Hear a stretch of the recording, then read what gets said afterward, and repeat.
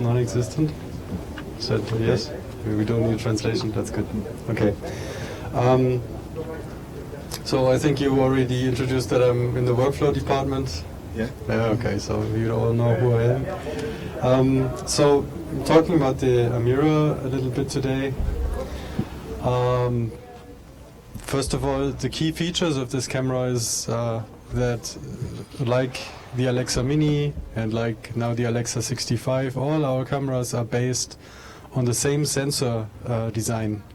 So when you get the images from any Arri camera, it doesn't matter which one, they all match very well. You can put them together very well, and you have the same characteristics. You have over 14 stops of dynamic range, very nice skin tones, very good color representation, neutral noise. So it's a very subtle noise that you see. It's not a colorful noise. So you get the same characteristics on every Arri camera in terms of for the images. The Amira has also been built especially for use in more in a TV oriented market where you have a single operator, where you don't have necessarily an assistant that always helps you with the camera setup. And of course, one of the new features it provides is the look capability. So you can actually load look files into the camera and apply them on the monitoring output while you're recording the logarithmic curve. I'm going to go into that a little bit later on. So I already said that. We have a camera that can deliver up to 200 frames per second, so it's 8 times slow motion. Just to give you an idea what has been shot on the Alexa in terms of TV, on the TV market, this is just a TV series from the United States. A lot of them you may already know. Many of them switched to the Amira after it became available, simply because the camera was easier for their workflow and because of the look capabilities. More from Europe, Germany, different TV series. A lot of music videos also have been shot with our cameras, of course. And TV commercials. So all these really rely on our sensors and on the image characteristics you get. Now, when we talk about the dynamic range of this camera, 14 stops, it's always something that's a little bit hard to grasp. We had a DP to shoot this scene where a woman stands up from the bed and opens up the curtains, and you have a very large dynamic range in that scene. So at the beginning of the shot, you started somewhere around -7 stops in the very black areas, so 7 stops below middle gray, and at the end of the shot, the same area here is lit at about 7.5 stops above. So that's really the maximum range our camera can capture. And we shot that comparison with different cameras, and we picked the best one. So in terms of noise, you can see from where I'm standing, it looks a bit odd with this screen, but you can see that it's a less grainy image, and you can have a little bit more detail in the blacks. And on the high end, you can see that where the other cameras are actually burnt out and it's all white, you don't have any color definition left in the image, the Alexa still holds the color very well, even though this is really already the top end of the exposure. I also have there's a DP gentleman named Geoff Boyle. He does a lot of independent testing. He shoots with all the cameras that he can get. And he did it was originally actually for ACES grading, but he did a nice overexposure test as well. So he shot this young lady here, and over there on the left we always see, on the right for your side, we always see, no, it's on the left. Yeah. Okay, I should look at it like this. You always see the exposed image, and on the other side it's the corrected image. So here's another example of why it's so important to have a camera that... Okay, coming back to my presentation. Oh, it just crashed. 1 second.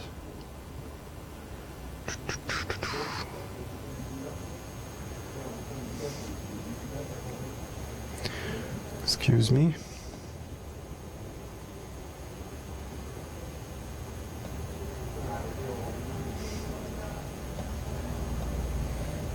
Let's see how that works.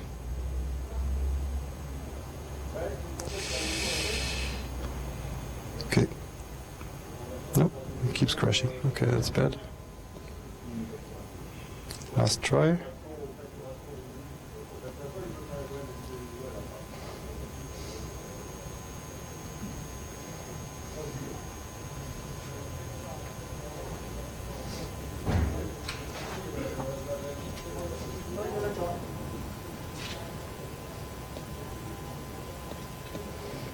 Okay. Est-ce que vous avez des questions jusqu'à présent? So he overexposed this scene 2 stops, 3 stops, 4 stops, and you can see how bright her skin already is in comparison to a regular exposure, but still he was able to counteract that overexposure and correct the shot. So this is also why it's so important for us to have a camera that provides this large dynamic range, because in the end it really saves you, the people who work with the camera, it saves you a tremendous amount of time, because sometimes when you're like not in complete control of your shot, or if something goes wrong and you overexpose, then you can still correct the image and you don't need to go into a reshoot. You can spend less time shooting than with some of the other cameras. So on a lot of the Marvel features, I think all of the Marvel features are shot with the Alexa. Some of course also use other cameras. You sometimes need smaller cameras for smaller angles or something. But in general, they are very happy with the Alexa cameras. They like the quality of the images, the dynamic range they get. Marvel, of course, all these movies are extremely green screen heavy, so it's a lot of visual effects they're shooting. But they're quite happy with the quality of our images. So I think what we should do now is we should take a look at some productions that have been using the Amira, so you can get a general overview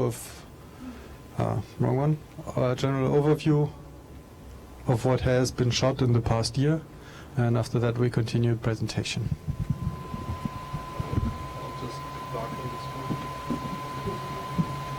It's nice and warm in here.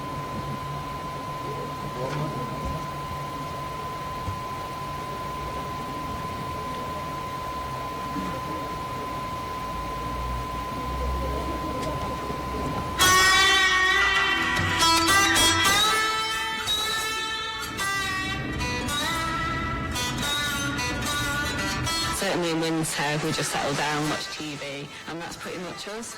Normal family, sat there just thinking you're enjoying life until you actually do get out and see that there's so much more you can do as a family. Wow! Look at that! Some kind of bridge, isn't it? It's called the Infinity Bridge, we call it. So we're all going to go for it, yeah? Yeah! Yeah.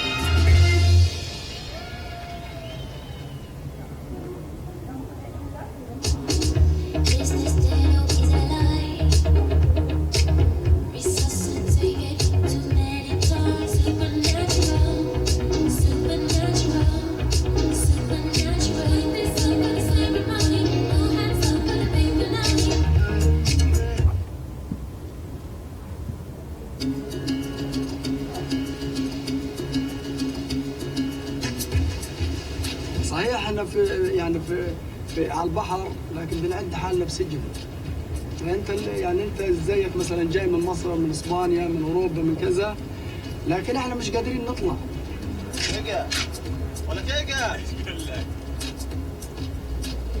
اليوم يوم الغضب البحر.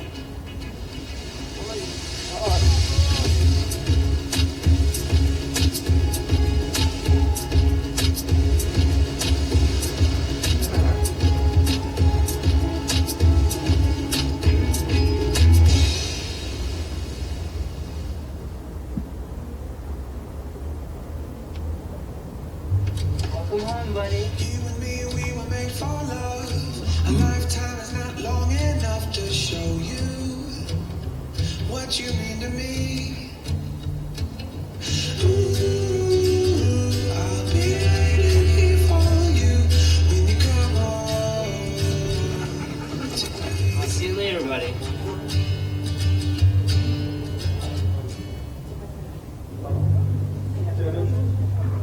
It's our use of color and material that's really our special thing. And that's something which I enjoy most, in fact. Creating my fabrics, I think it's a little bit like a painter creates his colors on a palette. The material which I use to construct my creations, my silhouette, that's the fun part of fashion, I think.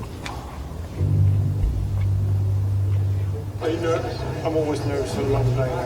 Yeah. I don't get used to it. You always think that a certain moment you get used to it. The good thing is that we have this house and this garden, because when you come here, it's such a different world. You can lose yourself a little bit in it, and that's a good thing, because that keeps me in balance.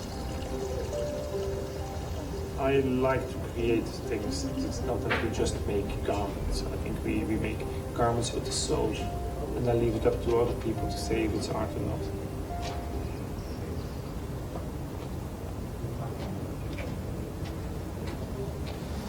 My name is Odile Kakirikatese, and I live in Rwanda in Butare. We were destroyed by the genocide. It was a crime against humanity. How do we rebuild human beings? We had to find our way.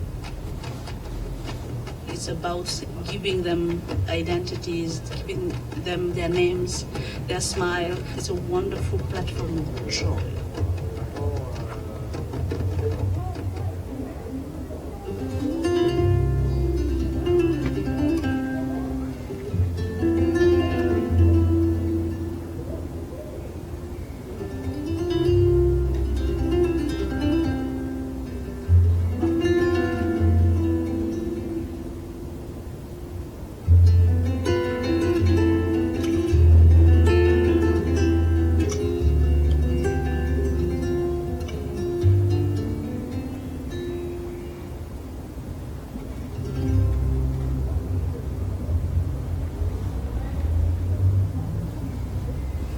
The reason I make art, why I make work, is to understand things.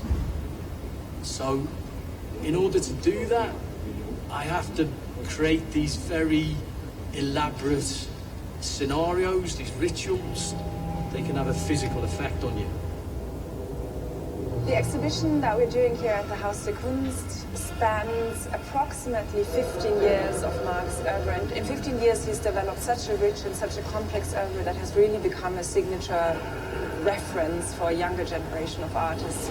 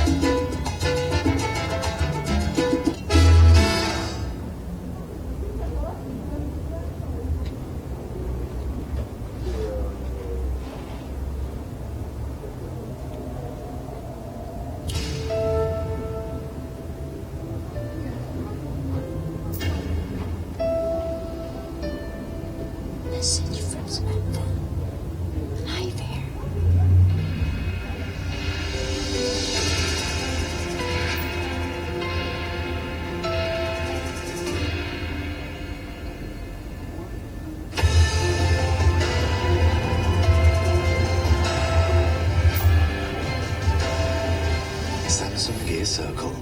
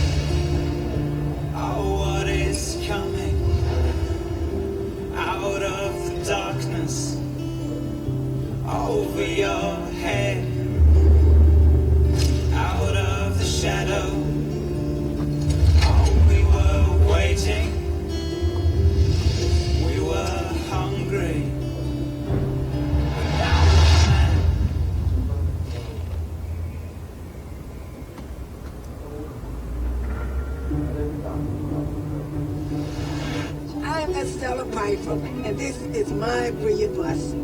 I educate young minds through the power of technology. When I look in the mirror, what do I see? What do I see? A brilliant mind. A brilliant mind. Looking back at me. Looking back at me. If you believe in your dreams, you can make it happen.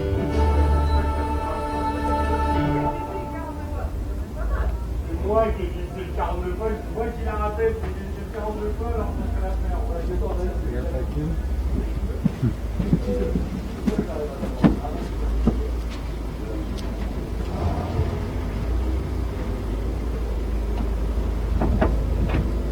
All right, so let's hope this works. Yeah, it works. So you see, it's quite a variety of productions that are using the camera documentary style. Therefore, I think, it's kind of a difficult name for what you can do with this camera, because it's a much wider range of from corporate film to really commercial or portrait or maybe feature that you would be producing with an Amira. Now, actually, I'm going to skip over these because these topics will be covered in the other workshops. And since PowerPoint crashed, I still have these slides in, so I'm just going to skip over.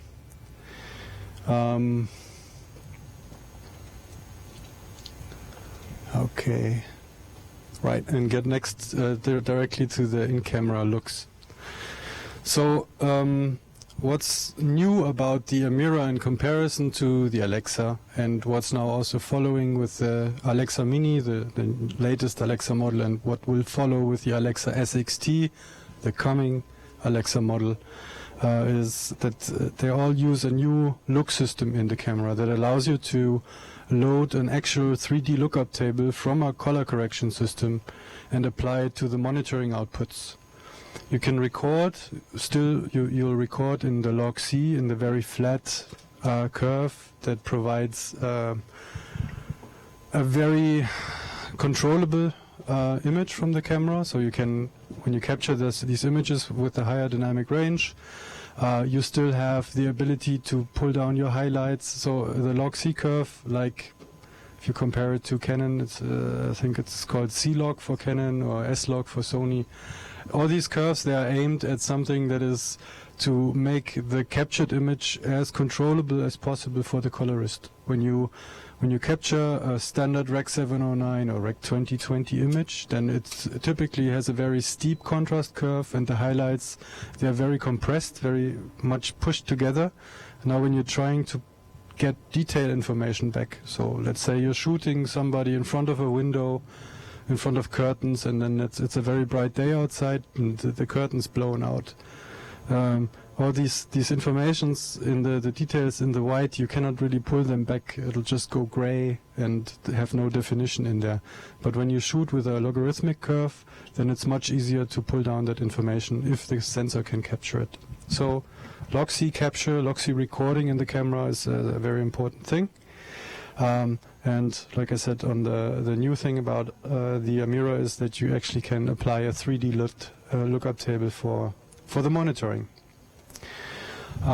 So we have 3 different versions of the Amira. It doesn't really have a name, it's just called Amira. I call it Amira Economical. So the entry version, it allows you to shoot only Rec 709 and has a few other things. You can only go 100 frames per second, and ProRes 4:2 is the maximum codec you can select.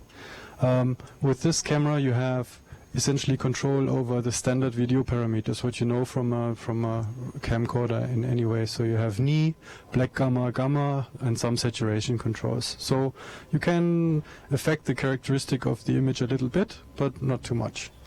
With the Amira Advanced, you have up to 200 frames, you can do log-C capture, and you have a better recording codec, ProRes 4:2 HQ. And what you can do is, if you record log-C, you can modify this log-C signal before it gets transcoded, or no, before it gets converted to a Rec 709 output. That means before you do a conversion from the camera image into the video image, you can pull down that information. You can bring down your highlights. You have much more control over your image. With the parameters we give you, slope, offset, power, and saturation, that's something that's typically used by a colorist. So when you have a telescenic colorist, as they used to be, they typically use these controls to actually create a slight look for the camera, to match shots, for example. So with this you have quite good image control, and you already can work on some more dramatic looks for your images. With the Amira Premium, in addition, you can completely exchange the lower part, the standard 709 output conversion, and replace it with any 3D LUT that's provided by a grading system like Baselight or like Resolve or SpeedGrade, for example. So you can export a cube file, a 3D LUT, put that into the camera, and apply that directly to your monitoring. In order to create a look, Arri provides a free tool. It's called the Amira Color Tool, and I'll switch over to that tool right now. So the Amira Color Tool is going to be called Arri Color Tool soon, because the look files also are supported by the Alexa Mini and the Alexa SXT. So it's going to be one tool for all the 3 cameras. So what you have here is a file browser for a shot, for your shots that you already created. Over here, that's our default image, Isabella. You can see it in log-C, so in a very flat characteristic. Rec 709, that's the standard transform we apply to the camera. And if you turn on look, you can actually modify the image. So with the video controls, as I said, you can adjust the black gamma, you can adjust the knee, make it a little bit softer or steeper, and the gamma overall you can control to make the image a little bit more contrasty, but it's very subtle. Also, you can, like for example, reduce colors and pronounce a single color like red. And it takes a little bit because I don't have a mouse, sorry. But this is a very broad control because it's only 6 color vectors, so you can. It's a little bit difficult to really do any kind of look with that, right? With these controls, as you see, there's very little effect. And if I increase red, for example, let's do that numerically to 2. It's going to boost also brown, and it's going to boost also orange. So it's a very broad approach to color correction. In addition to this, so let's reset that for a second. Yes, I want to discard. CDL parameters, that's my other option here. So with the CDL parameters, I can, for example, do an offset, which is similar to ASA rating. So I can offset the picture a little bit to make it darker, and then I can adjust the slope, make it a little bit steeper, so I have more contrast in the image. And with saturation, I can, for example, desaturate the entire thing. And by going into the color wheel, I can actually give it a certain tint. So I can create really something that's more colorful. When I create a look, then it's placed down here in my look library, and you can see here also the images with a preview of what's been created.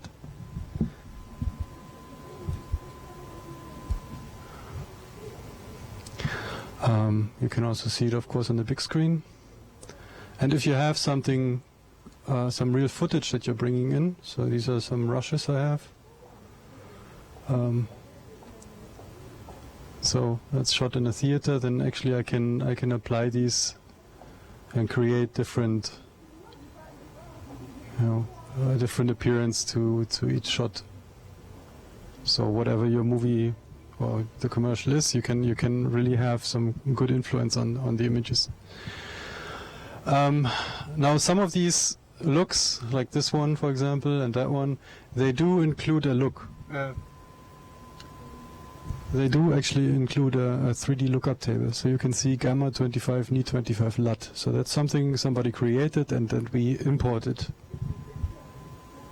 So to import, I'm going to reset again. I would go to File, Open Look File, and then I have a LUT folder, and in the LUT folder I would have different cube files. A cube file is a 3D lookup table exported from one of the grading tools. Let's select Mexico. So, and now it complains because it's artificial LUT, it's artistic LUT, it's not a technically correct LUT. That means my black value is not black for all the way black, but there's some red offset and things like that. But I can say, yeah, it's okay, that's my my look I want to have. So now I have this brownish look, this Mexican look, and I can save that look file and save it as an AML, as an Arri. Actually, it was a Mira look, but now it's an Arri look file. Save it as one of these. Take it, put it on a USB stick. In the camera, you go into, actually, since I'm connected to the internet, I can show you on our simulator.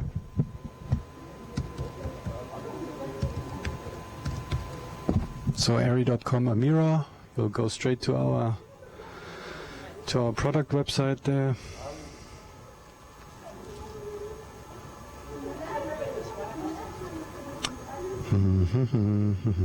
Still loading, isn't it?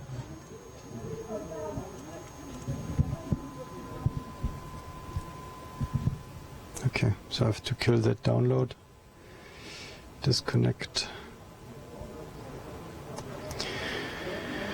Okay, so this is our Amira product website, and up there you have tools and camera simulator, which gives you a simulation of the camera menus. Switch to full screen mode. So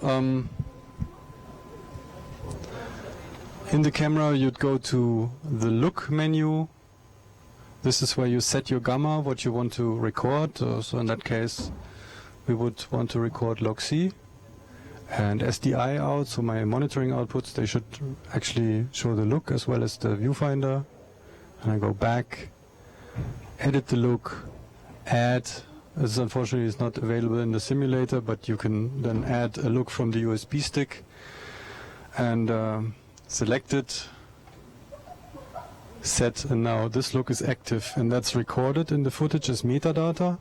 It's shown on the monitoring outputs, and the recording actually is a log C clip. So when you go back here and you have a shot, let's say this one, then that was recorded with some kind of a look. Let me switch. No, it's actually not a look applied. Let's see if there's another one.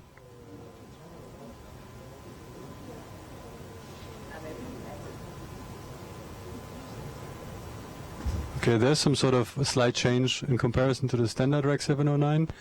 So that look I could save as something.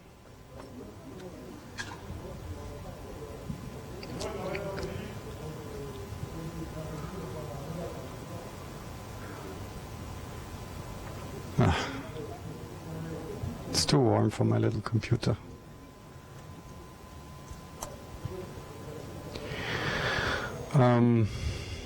So if I create a look, I can save it as something, like I said before, as an AML file, but also I can go and export a look.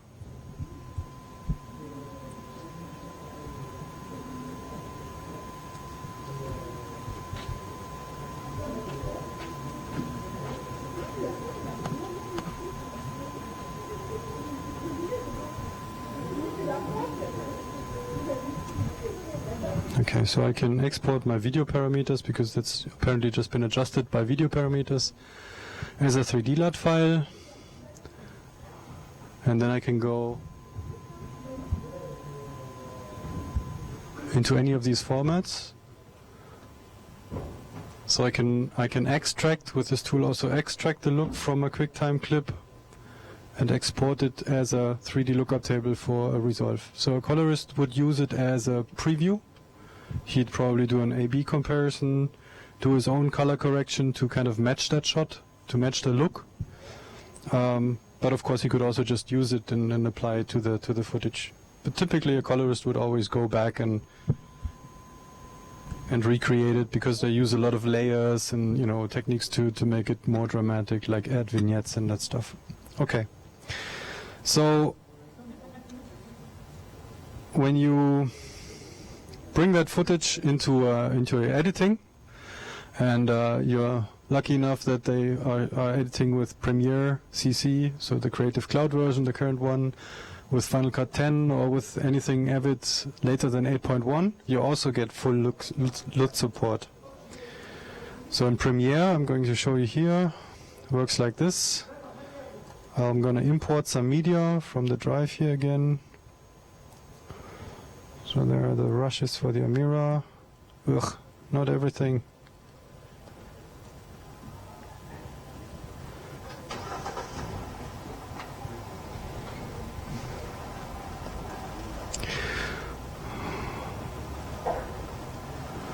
So here we have some shots.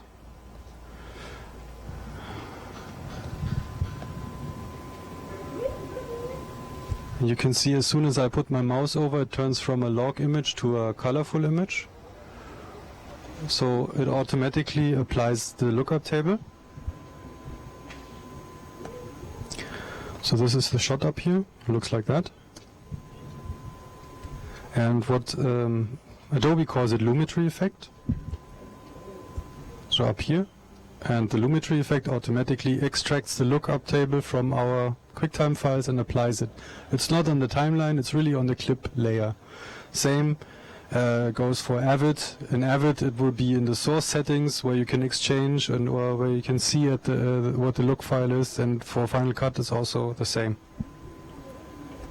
I can also discard this look, so I can make it turn the image back to log C and load something completely different. And for Premiere Pro, for example, I would load a 3D LUT file. So, you know, go back to my Mexico look, make it a little bit brownish, so I can give it a completely different characteristic. So if you're, you know, during production they decide that something has to be black and white, they can still, well, black and white is usually easy, but if you want a different color, then it's very easy for the editor to just switch it out. And also one advantage of this is that the editor really doesn't need to care about which look has been used on set. It's automatically applied to the footage. So it can really save time. This look system was really, I think, brought up to help the DPs in their work with the digital cameras, because a lot of the control these days is lost, because you're not allowed, as a DP, you're not allowed anymore to use looks burnt into your camera. You're not allowed to make your own color decisions. You're usually there's little budget, so sometimes you're not even allowed, or you're not even invited to go to the grading sessions. So it's difficult to convey your interest, to convey your original ideas of what the images should look like. With this look system, you could sit together with the producer and the client before they actually shot, do some reference shots, do some tests, costume tests or something, create a look that you like, maybe 3, 4, 5 looks, not more, and then use these throughout the production. And when the footage is edited, everybody's looking at it for a few weeks, so they get used to it. And when it goes to grading, we hope that there's going to be less of a discussion about, what the original intent was. Because if you just look at a standard video image, everybody has a different idea of the image. So, but when you have looks from the beginning, I think it really helps to speed up the production process and save time and money. Okay, so that's the idea behind the looks. Now, with SUP2, a software upgrade 2 that we delivered earlier this year, we already added 4K recording, and that goes up to 60 frames per second, so you have a maximum data rate of 2.6 gigabits, as said up there. And the lowest bandwidth codec we will have then is going to be an MPEG-2 codec, so it's XD-Cam HD compatible. So it's going to be 50 megabits and 25p. I think P is supported as well, but and 50i, 60i, these of course are there. All Amira cameras, no matter what version, if it's an Eco or Premium, can be upgraded to 4K delivery. It's a one-time license you have to pay, and then if you already have a camera for I think over a year, then you have to send it back to service, so it needs to be recalibrated. But that's all included in the license price. With SUP3, which is going to come later that summer, like I said, we're going to add the MPEG-2 recording. So this is the overview of formats you can get from the camera.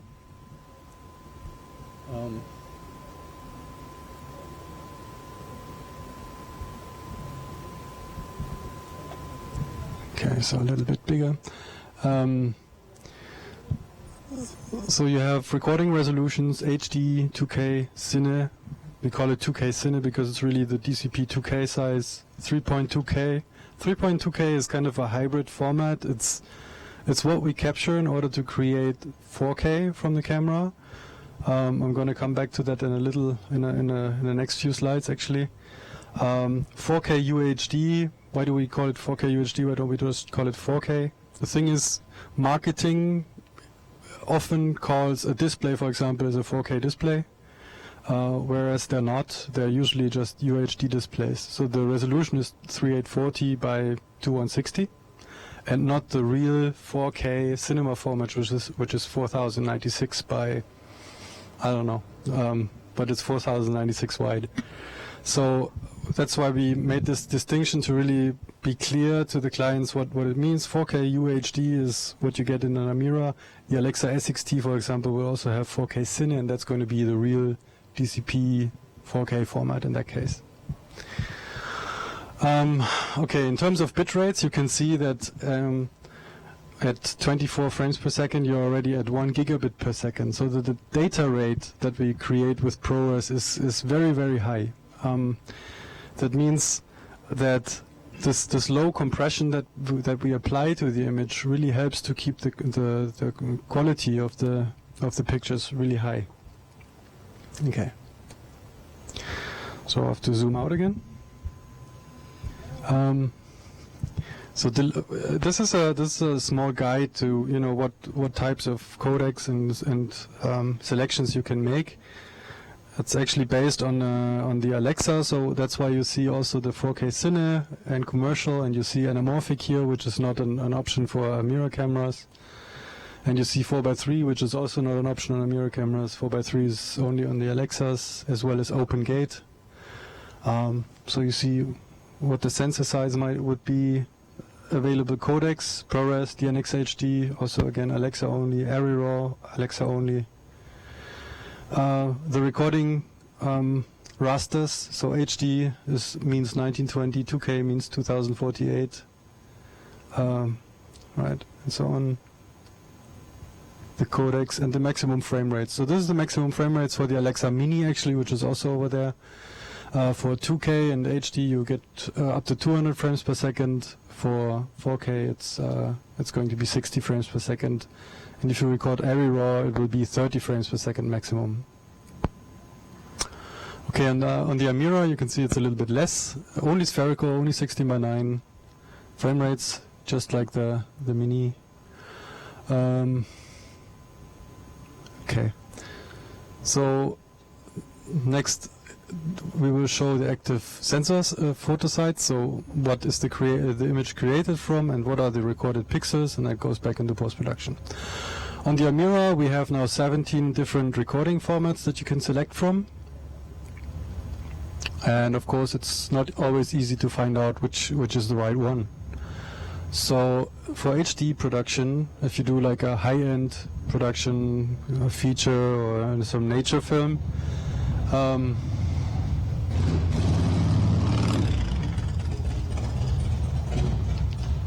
then you would shoot in ProRes, of course, HD 444. That gives you the highest color depth, the best color information. Actually, if you shoot 422 HQ, works just as well. It's the same compression as 444, so you don't really get an advantage from using 444, except for 10-bit versus 12-bit color depth. That's the difference. So we record this image with 2880 by 1620. That's the native pixel count on the sensor, and from that we debayer, we reconstruct an image that's HD resolution. So, like I said, typical production format for something like a wildlife show.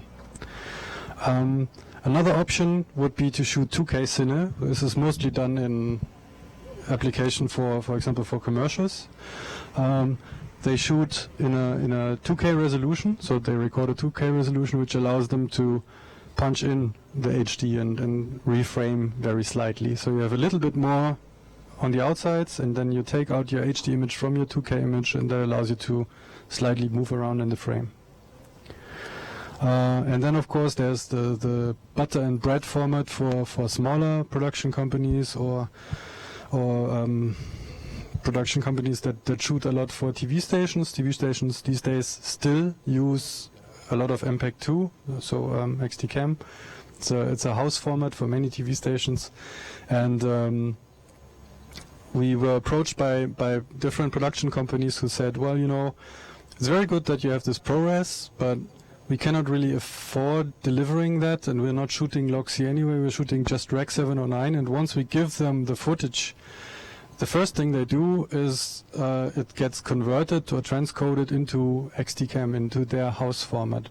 So it would be really helpful if we could record it straight away and have a massive amount of recording time on just one card, rather than recording in a high quality which gets discarded in the first place. So for these productions, we will now, or we're working on the integration of that codec as well, and hope to deliver it by the end of summer or early summer. After HD, now we have 4K UHD production. There you also have two options you can shoot. Number one is you select 4K UHD output on the camera, and typically a high quality codec, 422HQ or 444. That creates a data rate, like I said, of approximately 1 gigabit per second, so it's really a lot. What we do on the sensor is we capture an area of 3200 by 1800 pixels, and we have a new debayer, a new image reconstruction algorithm in the camera, ADA5, that's the current generation. And with that we can, at the same time that we do the image reconstruction, we do a slight upscale of 1.2, and that allows us to get from 3200 width up to 3840 width. So we can, that's how we produce the UHD image. Why does that work? If you have the chance, please do shoot comparisons with other cameras. There are other cameras that claim to have native 4K. The production reality often is that you cannot shoot RAW with these cameras. So, for example, if you take something like an XAVC codec, which maxes out at 300 megabits, then the compression is so high that it really eats up most of the resolution. So, in comparison, a 1 gigabit per second ProRes clip tends to look a lot better than a 300 megabit clip in a different codec. And also, if you have more detail in the image, it really gets compressed away, so you don't see the image anymore. In addition to that, the thing about 4K is, I mean, I don't know how much you've read about it, but it's because of the high pixel count, you really need to be close to the screen to even see it. So if you're in a cinema, in a typical cinema with regular seating, not the stadium seating, you can have like row 1 until row 4, and after that, even with perfect vision, you won't see the pixels anymore. So you won't be able to actually perceive 4K. It's going to be a 2K resolution for you then. As soon as there's movement in the shot, panning or movement of the camera itself, then the resolution is going to be done by motion blur, so that eats up the resolution.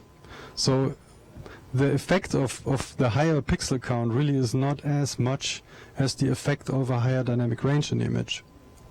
We also saw that because in the past 2 years, I think, we've been doing a lot of demos with Dolby, and they have a new technology, Dolby Vision, which creates images with extremely high contrast. So you'd have a display that doesn't produce a contrast ratio of, do you know what it is? 1 to what's a typical TV screen? 1 to 100, 1 to 600? The Dolby HDR displays.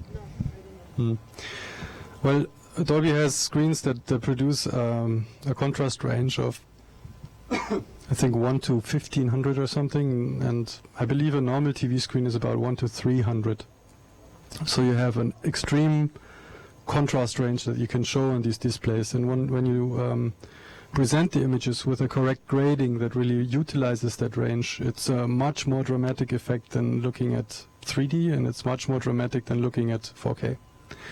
So that's really what everybody is focusing on right now. This is what the EBU is focusing on. This is what the SMT also is looking into, is really to bring high dynamic range content into the homes. The producers or the manufacturers of display panels, they beg to differ. They want to have higher resolution, but I think it's okay, and it's maybe good for your computer screen. But the larger impact will be the higher dynamic range, really. So anyway. Option 1, 4K UHD. Option 2 is you set the camera to 3.2K output. So what's 3.2K? What does that mean? It just means we're doing no upscale. We just do a debayer and we give you 1:1 resolution. This is a compatibility mode for the Alexa XT. The Alexa XT has also processing boards inside that kind of reached the top of what they can do. That's why the SXT will now be introduced, which has more processing power inside. So on the XT, there's no capability or no space left inside that would allow us to create a 4K UHD output or 4K Cine output. So it's limited to give you the native 3.2K capture mode. And in order to have a B camera, an Alexa, and a B camera and a mirror that would be used on the same production, it's much easier for the post-production to get the same format from different cameras. So that's why you would select 3.2K if you use a mirror together with an Alexa XT. Also, if you're shooting a comparison in 4K UHD and 3.2K and you find out that your upscaling in post-production looks better, then you also, of course, are free to do that. But I think that would hardly be the case. It's for compatibility with Alexa. So one of the shows shooting 3.2K, but not with an Amira, with an Alexa, is, for example, Game of Thrones. They are now going to a higher resolution. Game of Thrones has always been shooting on Alexa cameras. So far they shot HD, and they shot on I think a codex recorder. Yes. Okay, so pricing, I don't need to bother you with that. And I'm done. Thank you. And now it's time for some questions, if you have questions. I'm sure you have questions. Yes? I have a question which is more like aesthetic rather than technical, is that in all the images I saw, there is a golden tone and the red are, like on this image for instance, are yes. very aggressive or very intense. Usually this is something that we encounter with Samsung, for instance, DSLR or Samsung display device, but here it's a Panasonic and a Canon, so it cannot come from the video monitor. Yes. So, of course, you're going to tell me that since we record in Loxy, we can do absolutely what we want with the image. If we want some cold image, we can obtain a cold image with intense blue or very intense green. But in all the images I saw, so I wonder if it's the camera that influences, you know, the treatment. There is this kind of like golden tone on the green, or not in this shot, but for instance, the shot where she shoots the elephant, or especially in the green, in fact. Okay. All the green, not this green, but the green in the back, you know, like plants, yes. weed. There's a golden tone that usually the orange are very boosted, and usually we get that with Samsung devices. You know? Okay. And so I was wondering if, when you see the skin are very yellow, right? It's basically we have a shift towards, like, let's say, warm colors, and then my impression is that I don't get what I want from the cold colors. You know? Okay. And that there is a golden powder, you know, inside the cold colors, and I wonder if it comes from the camera, from the sensor, or from. I should have given you the microphone from the first place. Now I have to summarize. I have a problem when I feel yes. like in Disneyland or something. Okay, yeah. And that's why maybe I would prefer to work with a red camera. Okay, so your critic is that the camera has a little bit too warm, mid-tones, green tones look a little bit too brownish, and yes, and you. The blue under the sea is not the blue that we see yes. on the screen. Yes, that's possible, of course. Yeah, so yes, absolutely. You can just use a different lookup table in the camera and change the characteristic. Here, I mean, you already see it between the Canon screen and the Panasonic screen that the Canon screen is definitely warmer, so it has a different setting in the colors. But other than that. Actually, the feedback I got from visiting several TV stations now in Germany is that we are too desaturated and not warm enough in the skin tones. So I think it's a preference thing. I know there's a trend right now that yes. everything must look like if we live in some kind of Disney World or Samsung World or in a Coca-Cola commercial. Yes. But if we do cinema, movies. You make movies, maybe that's not what you want to get, you know, in your movie. I agree. Or you don't want to feel like in the Avengers, you know, all the time. I agree. I think we got used to this since 5 years. The skin tones were really warm, especially if underexposed. Avec les 5D?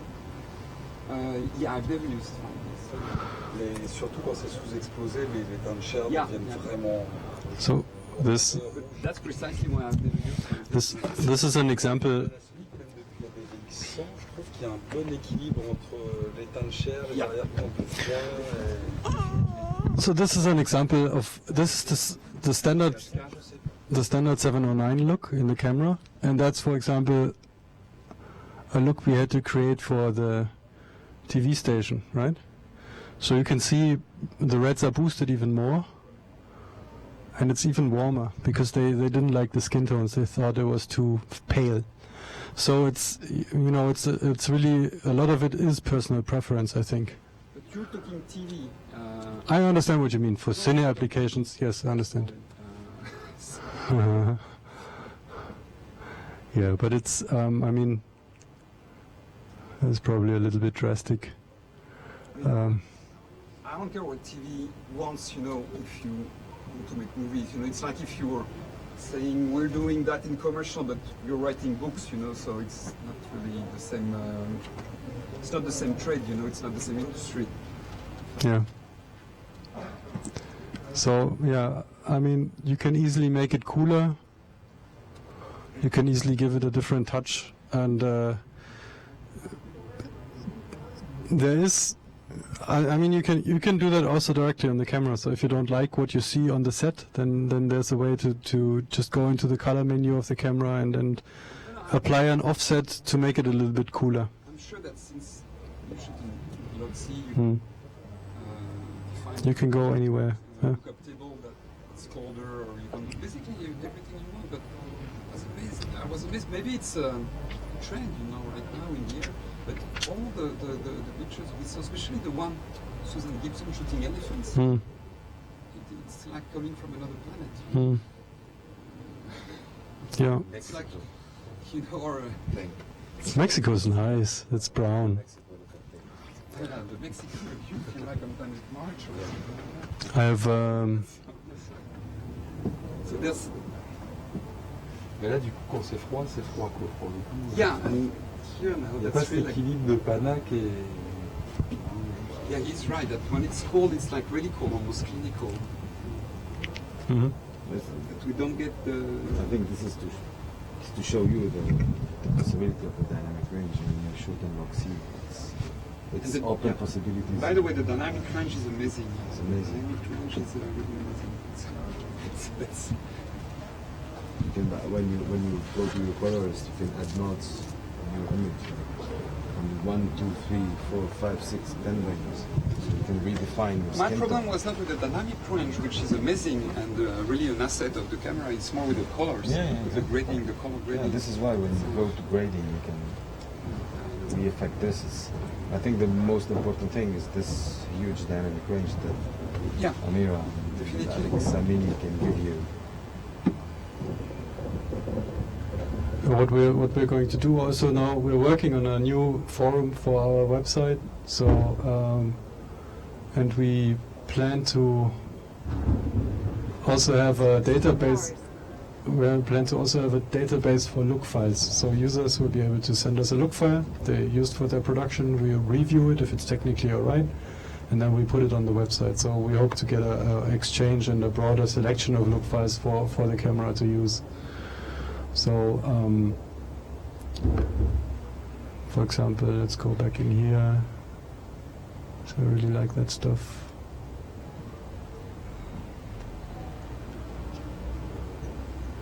It's burnt in.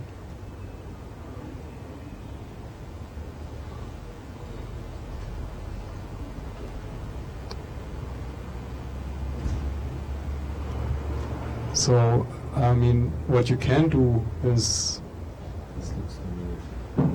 This looks familiar, right? So you're all supposed to know what this looks like. Okay, so here's an example, okay.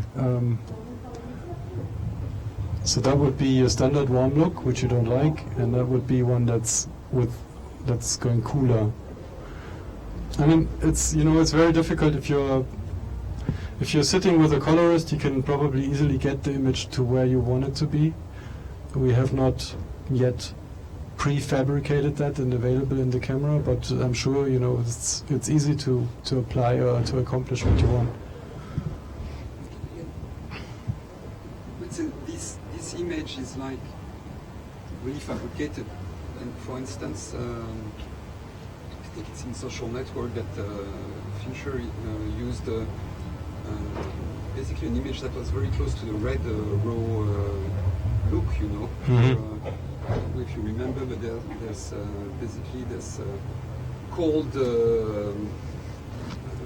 images for every time they are talking about nasty stuff, and warm images every time they are talking about stuff. Okay. And he used an image that in fact was very close to the raw image, And here, when I see this image, it looks more chemistry in it, more fabricated, in fact, which can be good if you want to. I think you need, I really think what you need to do is you need to put your hands on the color correction side of it and try if you really cannot accomplish what you want, if that's really the case, or if it's just the perception you have right now. You have to get a very good colorist or somebody you're familiar with who knows what your preferences are, and then he can create an image for you. Yeah. And then upload it to your camera. And yes. Yeah. And just use it as the standard look, and then everything has this tonality. Is this one on the Canon screen straight out of the camera? Yeah, that's just Rec 709 out of the camera. When you apply the color table on the camera, how the HDI exits or HDMI exit, do you have also the color table on your monitors, or yes. you can just switch it off, or yes or no? So in the camera menu, you can select the set gamma. With that you can say what you want to record and what you want to see. And Rec 709 itself is a look file, so that already is, when you say look, it means also Rec 709, or it means whatever look you uploaded. So vibrant or landscape or anything that's on the USB stick that you'll provide, yes. Correct.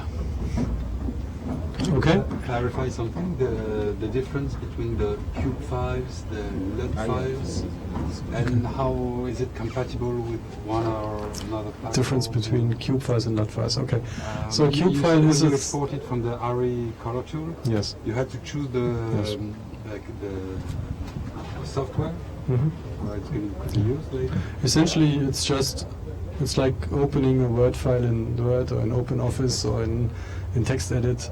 Where you need, you need rich text or open office document, or you need Word document file type. So these different LUTs, they are just the way they are written. These are all text files typically, and sometimes it's like all the values just in one long column, sometimes it's three columns next to each other. And what we do when we select a certain output format is we just use whatever rule a program has, how a LUT needs to be put together, and then save it as such. So I can show you actually.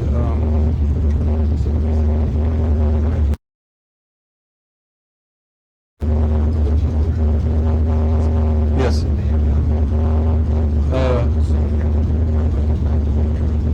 Yes.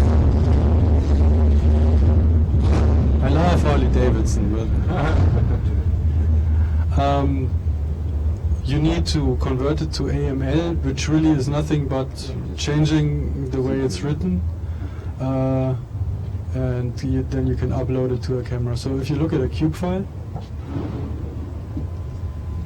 actually, for those of you who want to go to the next workshop that's going to be over there, they're about to start, because I'm running a little bit late already.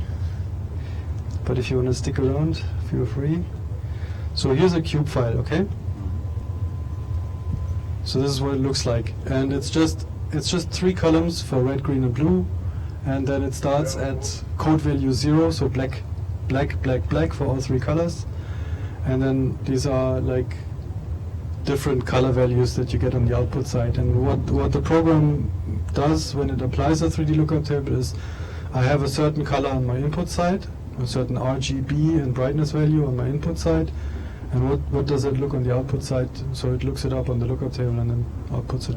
And if you write in different formats, like I said, you just have, for example, this uses values with decimals. There are ones that do not use decimals, so it's just different types of So basically, they all tell the same thing, but in a different way. Yes. And they are convertible from one to They another. are convertible, yes. Losslessly. Yes. Correct. Okay. So we're done. Thank you. Thank you. Thank you very much. All right. Thanks.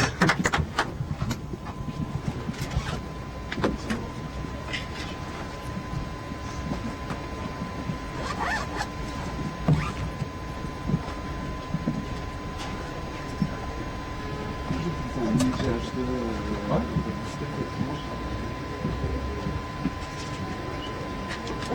Can I just see your PowerPoint with the format sizes?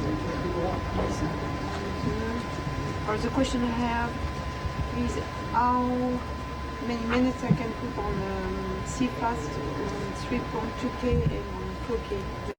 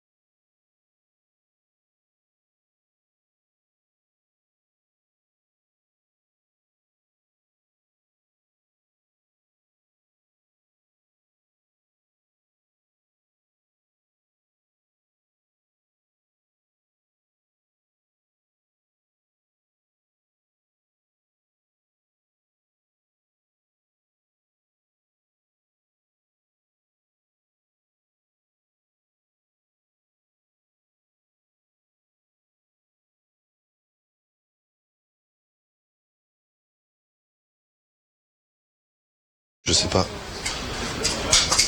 Hop. Donc là on retrouve une version EF dont on va avoir un désavantage qui va être... Alors est-ce qu'elle a encore de la batterie? Oui. Donc on va pouvoir avoir le contrôle de la bague EF directement sur la caméra par le biais de la petite molette là qui vous permet de régler normalement le viseur, mais là, enfin le menu, mais là qui va se mettre en mode je contrôle le diaph. Voilà, donc ça vous permet de piloter les diaphs des optiques Canon qui n'ont pas de bague de diaph, ce qui est quand même un problème et là vous le pilotez nativement, c'est-à-dire sans bague intermédiaire, que ce soit sur d'autres caméras comme de la F5 et S55, l'Optitech ou sur de la FS7 ou autre de la Betabones. Où là l'avantage c'est que vous n'êtes pas tributaire d'un fabricant qui peut avoir des problèmes de firmware divers et variés. Donc là c'est sur une typologie EF. De l'autre côté on va avoir ici une typologie qui va être pure studio avec là elle est montée en B4. On l'a montée en B4 avec un 77 fois. Donc du coup là on va se retrouver vraiment avec une typologie qui va être pour être prêt à être mixée sur des sur de la Mira, où là quel intérêt vous aurez, c'est effectivement d'avoir des ranges que vous n'allez pas retrouver sur du PL, parce que ça n'existe pas des 77 fois en PL. Le plus grand qu'on ait aujourd'hui c'est un par 20 chez Canon avec le 50 000 qui n'est pas encore tout à fait livré. Et là vous avez une autre typologie qui va être une typologie aussi pareil qu'on a orienté fortement studio, mais avec un 85-300. Et pareil où à chaque fois on a les remotes qui sont là, où on va pouvoir piloter l'iris par ici, parce que la question est souvent, comme on n'a pas de RCP, comment on pilote l'iris? On peut piloter l'iris directement à partir des reports ici, ou ici à partir du report ici, qui va être capable de piloter l'iris, le zoom et le point. Donc ça, ouais. Il n'y en a pas là. Là, il n'y en a pas. Là, on a vraiment... On va pouvoir sortir qu'en SDI, ou sinon, on va effectivement aller sortir une partie fibre, de la même façon, qui va être capable de partir sur la fibre. Ici, si on veut déporter l'iris, on va le pouvoir par un boîtier, puisque de toute façon, l'iris est piloté par du RS, et là, on peut rentrer du RS. On va le transporter sur la fibre, et on va pouvoir piloter l'iris à distance, si on a besoin pour un ingé vision d'aller piloter l'iris sur une optique. Alors ça, c'est un boîtier. Le pilotage se fait absolument pas via la caméra, sauf si on est en EF, puisque du coup en EF on peut piloter l'iris via la caméra, puisqu'on peut aussi piloter le menu à distance en Ethernet de la caméra. On pourrait aussi piloter à distance le diaph de la caméra en EF, de façon juste en branchant en plein un RJ45 entre la caméra et un ordinateur. Là on a un système fibre, donc il en existe plusieurs. Là on a un système fibre de Fougerolles, où du coup on peut passer de l'ARS qui du coup va piloter l'optique, mais on pilote pas la caméra, puisque la caméra se pilote en Ethernet sur ces options de colorimétrie.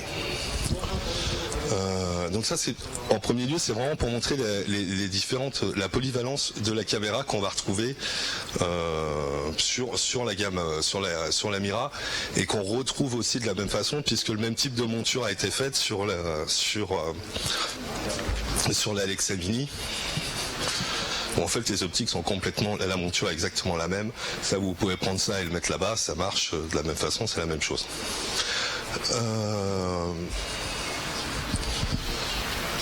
Sur cette partie, alors après par rapport, est-ce que vous avez des questions particulières là, parce que sinon je vous fais un PDF, mais dont vous avez vu en grande partie ce qui est avec Oliver.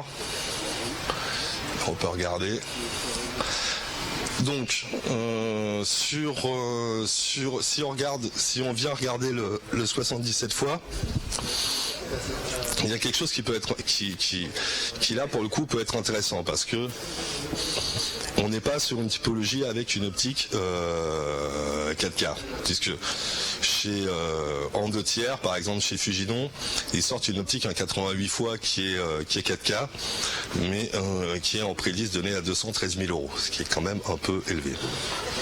Là, l'intérêt, c'est qu'on a on va travailler en B4, on va travailler avec, on va perdre un peu de diaph, puisqu'on va perdre à peu près 2 diaph avec cet adaptateur, mais on va travailler sur un capteur qui est 3,2K. Et que ce capteur 3,2K va l'upgrader, va faire une up conversion qui va vous permettre d'enregistrer du ProRes, mais aussi d'avoir une sortie 4K UHD sur le SDI, en 6G SDI sur un seul câble.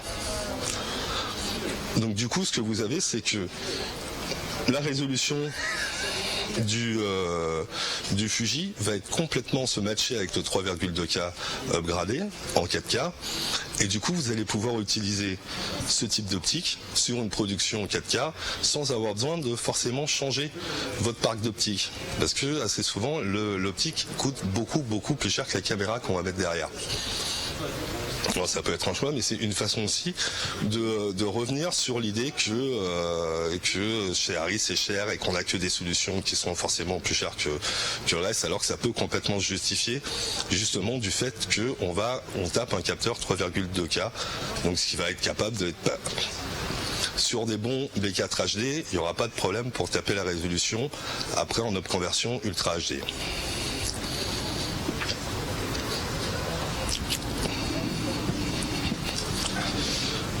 Alors, un des autres avantages de chez Arri, c'est aussi toute la puissance de la correction colorimétrique à l'intérieur des caméras. Les caméras, typiquement, comme elles ont 14 diaph de dynamique et que sur un signal vidéo normé en Rec 709 800%, on ne passe que 8 diaph de dynamique, on a ce qu'on appelle des enregistrements logarithmiques du signal vidéo qui sont mis à l'intérieur pour pouvoir justement récupérer ces 14 diaph de dynamique dans un signal vidéo. Un des intérêts qu'on a, c'est qu'après forcément on doit aussi, parce qu'on ne va pas diffuser un log, puisque de toute façon à la fin on va diffuser en Rec 709 parce que ça va être normé pour un Rec 709 par rapport à l'écran.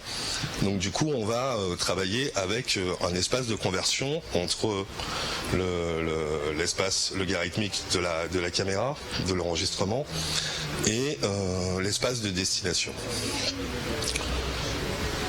L'intérêt de ces caméras-là, c'est qu'elles sont capables vraiment d'aller très loin dans tout ce qui est les gestions de ce qu'on appelle des logs et des luttes, et qu'elles vont vous permettre de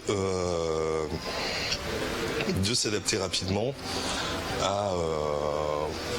de pouvoir matcher ces caméras avec d'autres types de caméras, par exemple comme des PMW 400 pour un multicam. Ça va être assez facile de les matcher parce qu'on va très facilement réussir à restreindre l'espace colorimétrique et la façon dont travaille le capteur de Arri dans un espace qui correspond et qui matche complètement avec une Sony. On va pouvoir travailler en mettant une lutte qu'on va burner directement, comme ça on va l'avoir dans la sortie SDI de cette façon-là. Par le menu, on va pouvoir changer les luttes si on a envie très rapidement, de façon à pouvoir correspondre à différentes typologies de tournage. C'est-à-dire si par exemple on fait un événement, on fait un multicam qui commence l'après-midi, on va peut-être avoir une lutte qui va définir le multicam de l'après-midi et une le multicam du soir, de façon à que ça va être très rapide à changer. On va donc ça c'est la puissance de correction colorimétrique qu'on retrouve dans les Arri, qu'on retrouve aussi bien dans l'Amira, et on retrouve la même puissance que celle qu'on retrouve aussi dans l'Alexa Mini, puisque c'est l'Alexa Mini est issue des cartes de l'Amira plus de l'Alexa 65 qui est la caméra 65 mm qui est disponible uniquement chez Arri Rental en location.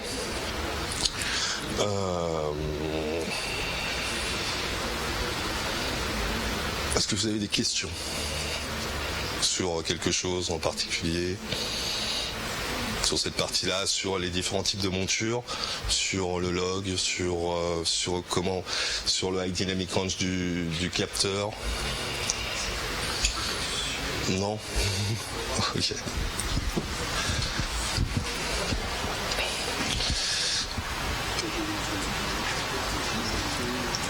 Alors, d'un côté, effectivement, sur la Mira, l'intérêt qu'on a, c'est qu'on a une caméra qui est vraiment pensée avec une typologie ONG, qui est faite pour un utilisateur unique, qui va pouvoir très facilement passer d'une configuration de tournage à une autre. C'est-à-dire que si vous utilisez, par exemple, des caméras d'un autre fabricant japonais et que vous avez décidé qu'à un moment donné vous vouliez passer en high frame rate, ça peut s'avérer beaucoup plus compliqué qu'on a l'impression. Ici, il suffit juste de changer un bouton de position et la caméra, vous n'avez pas de filtre interne à changer, par exemple, pour réussir à avoir un frame rate en théorie de bonne qualité.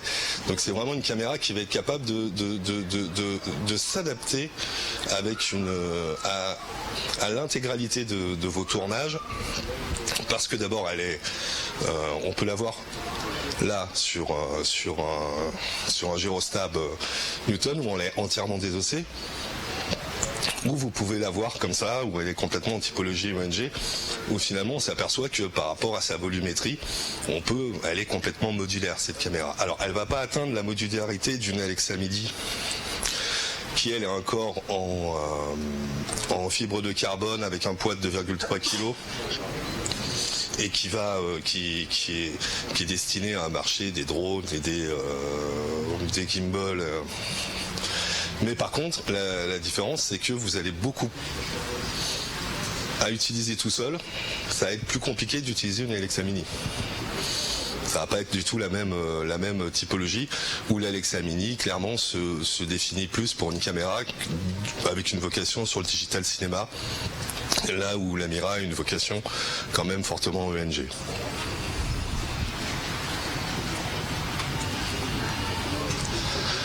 Alors évidemment c'est du Arri, donc c'est capable de fonctionner dans des conditions extrêmes. Vous pouvez partir au Groenland, la faire tourner par -40, que ce soit une Alexa Mini ou une Amira, il y a peu de chances que ça ne fonctionne pas.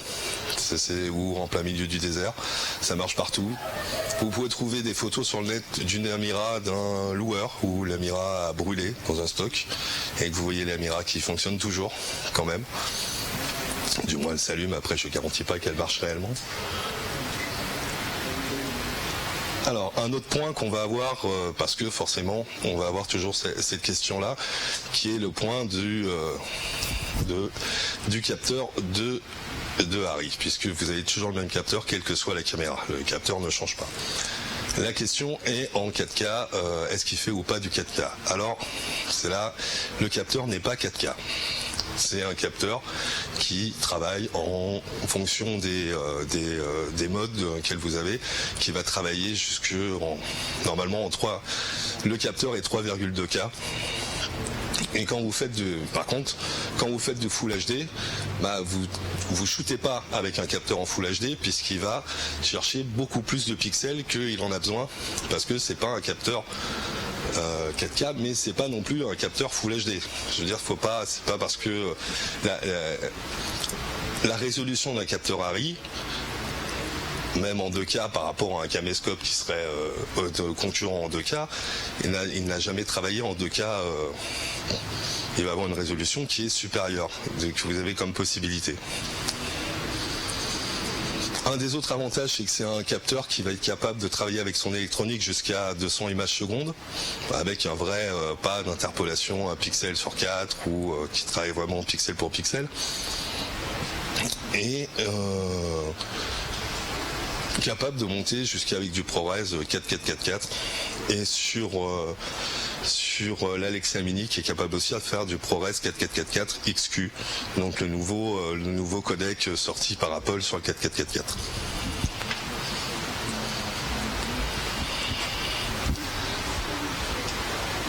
Alors, différents trucs. L'enregistrement, il se fait sur les deux caméras, c'est exactement le même média, sur une Alexa Mini ou sur une Amira. On travaille sur des cartes C-Fast 2 qui aujourd'hui sont disponibles jusqu'à 128 Go et qui très prochainement on va avoir des 256. Alors là c'est les différences qui vont être notables entre une Amira et une Alexa Mini. La première des choses, c'est que l'Alexa Mini est capable de faire du RAW, ce que ne fera jamais l'Amira. L'Amira ne fait pas de RAW en interne, elle n'en fera jamais, elle n'en fait pas en externe, il n'y a pas de sortie RAW. Vous pouvez pas brancher un recorder pour faire du RAW, la fonctionnalité n'existe pas sur une Amira. Par contre, la fonctionnalité existe sur Alexa Mini, qui est capable de faire du RAW sur sa C-Fast et aussi de faire d'avoir une sortie RAW où vous pouvez mettre un codex capable d'enregistrer sur le nouveau codex jusqu'à 4 Alexa Mini de façon simultanée synchronisée, ou aller chercher du RAW qui peut exister, notamment où l'Arri RAW était disponible sur des Gemini ou des Odyssey 7Q qui ont aussi la licence Arri RAW. Mais vous pouvez aussi vous le faire en interne, puisque la C-Fast sera capable, vous pourrez faire du RAW enregistré directement sur la C-Fast. Une autre fonctionnalité que n'a pas l'Amira, puisqu'elle ne s'adresse pas à ce marché, c'est la possibilité de faire d'enregistrement à 4 tiers pour faire de l'anamorphique, et en même temps la possibilité d'appliquer le traitement anamorphique pour avoir un rendu réel sur le viseur, ce que ne sera pas du tout capable de faire l'Amira, mais que fait l'Alexa Mini, sachant que sur l'Alexa Mini, le fait de pouvoir enregistrer en RAW ou en anamorphique se fait par le biais d'une licence qui est payante dans les deux cas. Vous devez payer la licence pour le RAW et la licence pour l'anamorphique. Une autre fonctionnalité intéressante que n'a pas, ou dirons-nous malheureusement pas, l'Amira, c'est le fait qu'on puisse directement la contrôler, une Alexa Mini, à partir d'un WCU4, à condition d'avoir la licence, qui va permettre de contrôler l'intégralité de la caméra par le WCU4, et ici par le petit connecteur Elbus de pouvoir venir contrôler 3 moteurs pour le point, pour l'iris et pour le zoom, qu'on va avoir l'intégralité des commandes sur un WCU4. Ça, je vous laisserai Jean-Fray qui vous présentera les accessoires et notamment le WCU4 tout à l'heure.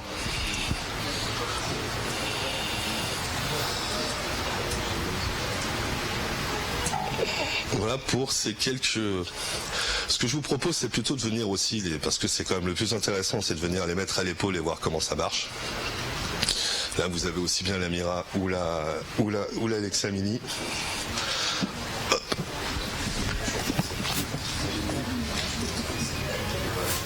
Ce que je voulais dire, c'est que un bon guide, j'ai monté à une bonne caméra à l'épaule, comme ça, et à voir. C'est le de l'Alexa Mini qui peut aussi aller en haut.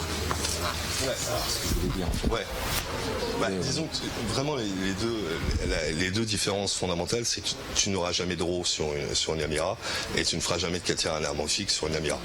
Donc après, et que à l'usage, il y a un autre truc qui différencie quand même fortement les deux caméras, même si après c'est pas bloquant, c'est qu'ici vous avez comme une caméra qui a des entrées XLR, qui est capable de prendre du son avec une entrée stéréo et 2 entrées mono. Et ouais, alors là c'est juste une entrée ligne et qui fait mais du coup il n'y a pas de pré-rempli micro et il n'y a pas d'alim fantôme non plus pour alimenter des micros. Voilà, c'est juste pour pouvoir insérer le son d'un enregistreur externe à l'intérieur et pouvoir mixer tout ça.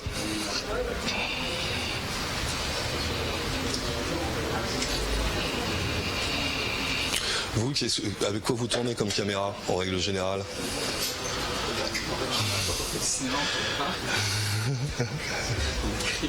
Je tourne avec une Red. Ouais. Ouais. Sinon, panache H2. Et puis, il y a tout longtemps que je fais encore des trucs à bande. Je pensais qu'en grosse caméra, c'était avec une Red. Ouais. Moi, je suis réalisateur, donc d'accord. Tiens la caméra, je la caméra. Ouais, mais en même temps, l'image, la colorimétrie et tout, ça apparaît, c'est aussi important dans la conception. Mais on peut pas. Je veux dire, ça fait partie des éléments qui deviennent des éléments scénaristiques. Du coup, on n'a pas le même rendu en fonction des caméras aussi et des mêmes possibilités. Mais la Red, c'était une tannée parce que c'est une caméra quand même, il faut minimum de personnes pour la manier correctement. C'est beaucoup sur un tournage léger. Bah, c'est un des immenses avantages d'avoir une Amira, c'est qu'une Amira est faite pour qu'une personne seule puisse exploiter la caméra.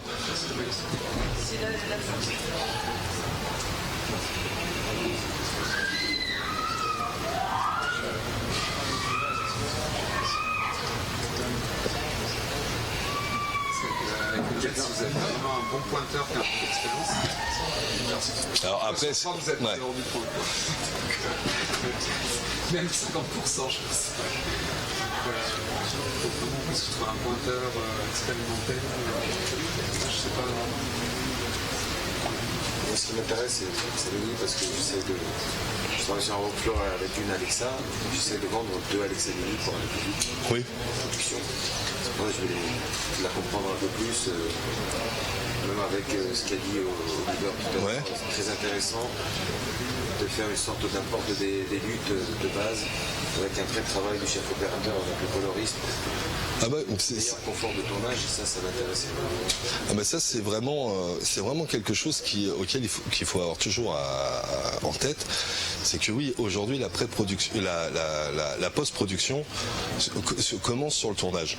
Je veux dire, si on veut faire une post-production efficace aujourd'hui, c'est vraiment déjà parce que ça permet à tout le monde de se comprendre. Je veux dire, on va commencer à réfléchir aux luttes et aux environnements qu'on veut dès la pré-production. On va pouvoir avoir le résultat et à la fin on va pouvoir assurer toutes ces chaînes justement d'effets spéciaux, d'effets de correction colorimétrique. Effectivement, quand on a une différence entre une 3D lutte et un look, c'est qu'effectivement sur le look on va avoir une volonté artistique de modifier la colorimétrie et l'intérêt c'est vraiment de le mettre et de le travailler, et c'est la puissance de Arri est vraiment là-dedans.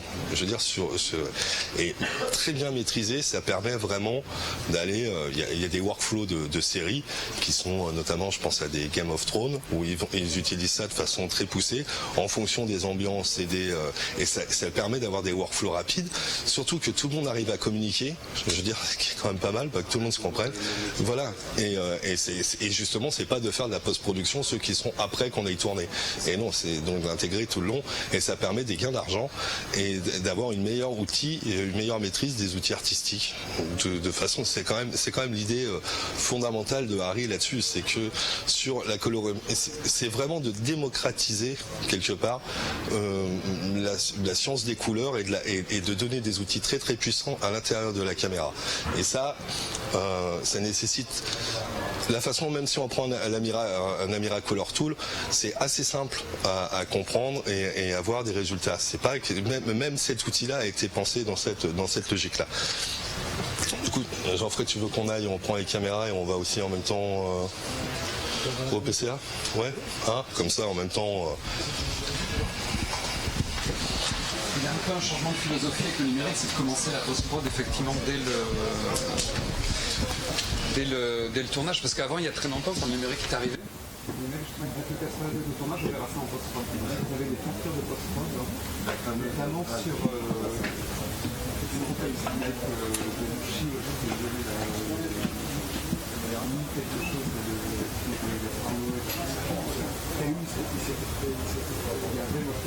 je connais l'électro qui était là-dessus, et lui, il prend l'éclairage avec lui, des lampes à la main comme ça.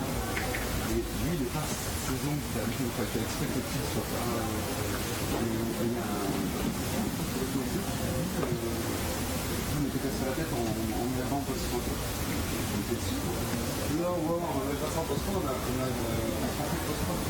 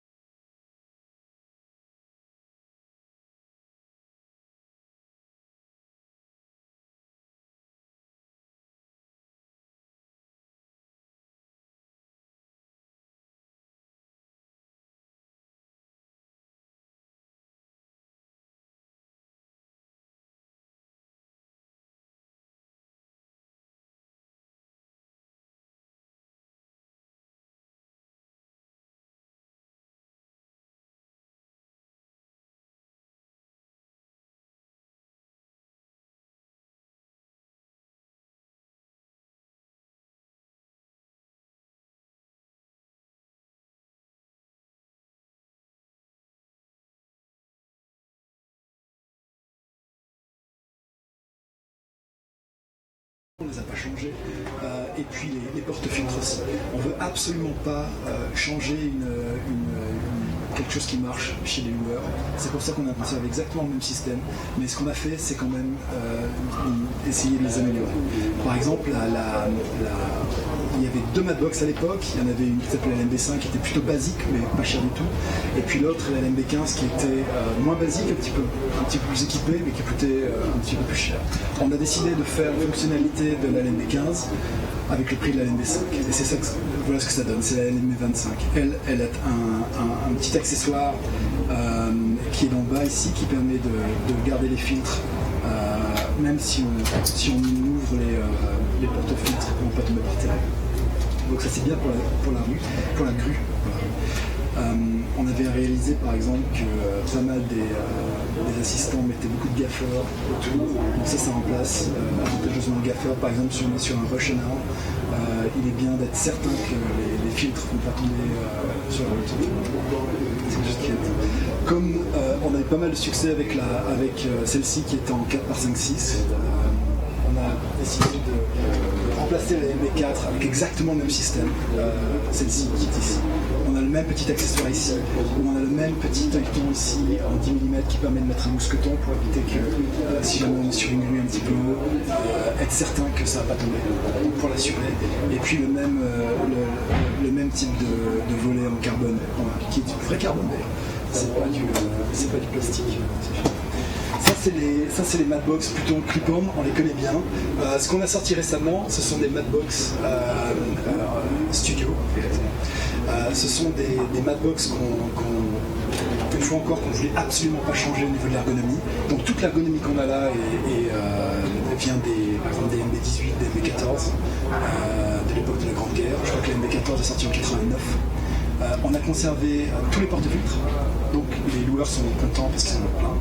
On a conservé les mêmes lens rolling à l'arrière. On a conservé plein de choses. On a toujours une rotation indépendante des porte-filtres. On a toujours un swing away qui nous permet d'ouvrir la matbox pour changer les optiques. Et puis on a aussi, pour aider ce changement d'optique, on a toujours une extension qui est ici. Donc ça n'a pas changé par rapport aux versions précédentes. Ça nous permet juste d'être capable qui nous permet de ne pas avoir besoin de manuel quand on se retrouve sur le terrain. Donc si vous connaissez la MB14, la MB18, vous saurez manipuler une matbox comme ça. Ce qu'on a fait en addition, c'est qu'on a eu énormément de problèmes au chenille ex-rental. On avait 2 appels par semaine pour des gens qui avaient des problèmes de double réflexion avec des bougies, avec des phares de bagnole. Donc ça, on a essayé de tacler le plus vite possible. Voilà ce qu'on a trouvé.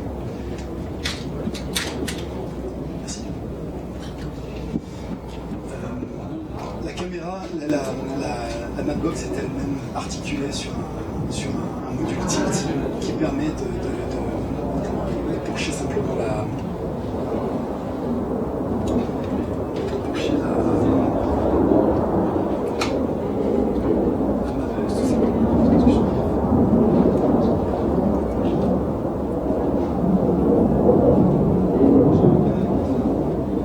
Et voilà, donc c'est un module qui est intégré, il n'y a pas besoin d'avoir de solutions qui sont rapportées.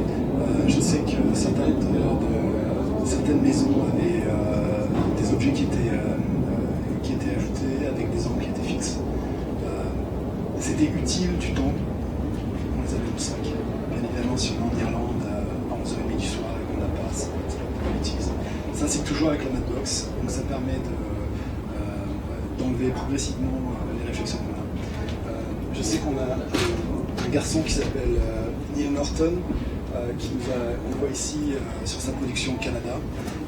Neil avait une production qui est relativement longue et qui n'est tournée qu'à la pluie pour les scènes intérieures avec des grands feux de bois derrière. Il a eu tous les problèmes possibles au niveau des doubles réflexions. On lui a envoyé un prototype à l'époque de la SMB1, c'est-à-dire la matbox qui est ici, qui est 6.6. Et il a réussi à enlever énormément de problèmes avec ça. il nous a envoyé le feedback suivant, c'est qu'il est resté quelques drôles d'effets autour des perruques du fait que les filtres n'étaient pas traités. Donc il y avait un soft effects par exemple, il gardait un ND3 je crois à l'intérieur même, et ces filtres n'étaient pas traités, en fait il y avait toujours une espèce de pollution entre les filtres qui le suivait dans son tournage et qui était vraiment embêtante.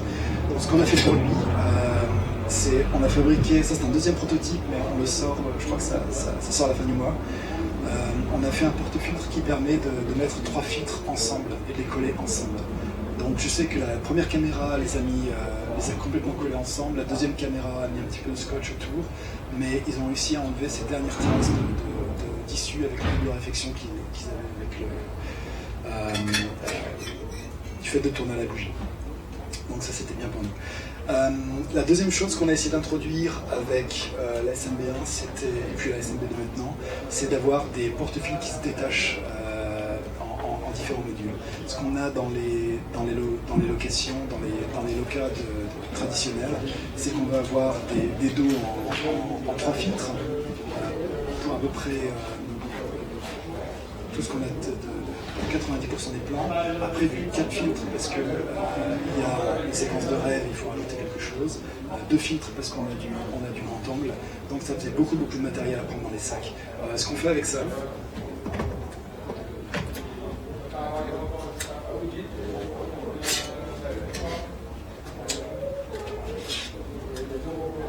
c'est qu'on peut détacher en fait les modules et puis les ajouter ou les enlever comme on veut. Tout ce qui est là-dedans est monté sans graisse, sans huile, sans lubrifiant. Dans le module tilt ici, sans lubrifiant. Toute la rotation des filtres aussi, ce sont soit des traitements au téflon, comme on voit ici, c'est un petit peu plus brillant. Soit ce sont des plastiques spéciaux qui s'appellent ibus, téflonisés, qui sont absolument géniaux, dans lesquels on fait les pas de vis, qui permettent de ne pas avoir de graisse, pas de saleté qui sont tirées. Donc c'est vraiment un bonus. Moi, je sais que j'ai démonté mes MB14 quand j'étais en location, je ne conseille personne. Il y a des vis partout, c'est horrible, c'est vraiment une perte de temps. Donc là, a priori, une maintenance qui est bien moindre.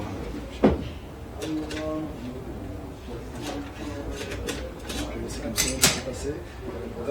Ce qu'on a également fait, c'était penser à l'anamorphique.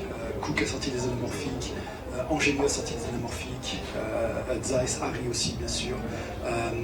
Il y a une loca en Amérique qui nous disait qu'ils estiment 10 à 15% des films, 10 à 15% pardon, des pubs sont tournés en scope en ce moment.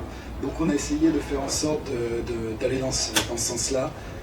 L'auge que vous voyez sur cette matbox est en fait 2 sur 1, c'est quelque chose qui a été créé vraiment avec l'anamorphique en tête, aussi avec le 65 parce que le 65, le rapport natif est 2 sur 1, ce qui nous permet d'être un petit peu plus performant dans la gestion de la lumière qui arrive sur le côté, mais aussi qui permet de rendre la matbox un petit peu plus petite, donc c'était pas une mauvaise idée. Donc cette option-là arrive avec un set de flags, de volets sur le côté, voilà, qui sont un petit peu plus compacts pour suivre la nouvelle dimension de l'horloge. Je parlais tout à l'heure des triple filter frames qui sont ces accessoires qui permettent de mettre 3 filtres, 2 ou 3 filtres collés ensemble. On a également un adaptateur qui nous permet de mettre ces porte-filtres, petits porte-filtres sur la grosse matbox, ce qui est pas mal pour l'Inde. Apparemment, ils tournent tous en 6-inch tout le temps, puis ils mettent le matin et l'enlèvent le soir, qui faisait un zoom, et une petite optique, ça permet de gagner du temps, qui s'est mis.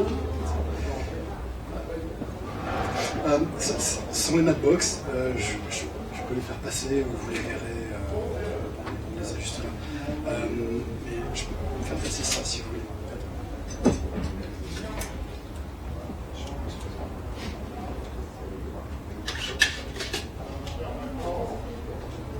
Alors ça c'est un deuxième prototype, donc je vous demande d'être indulgent sur les derniers réglages de tolérance qu'il y a dessus. Mais ça se présente à peu près comme ça. Et puis bien sûr il y a un dos comme ça qu'on met à la fin, on peut mettre les mêmes lens ring qu'on avait sur la MB18. Ou la FB19 ou la MB20, c'était exactement la même. Ici on a la même petite sécurité qui nous permet de ne pas faire tomber le porte-filtre par terre qu'on est par exemple sur une grue, ce qui est toujours un avantage. Donc voilà un petit peu pour les matbox.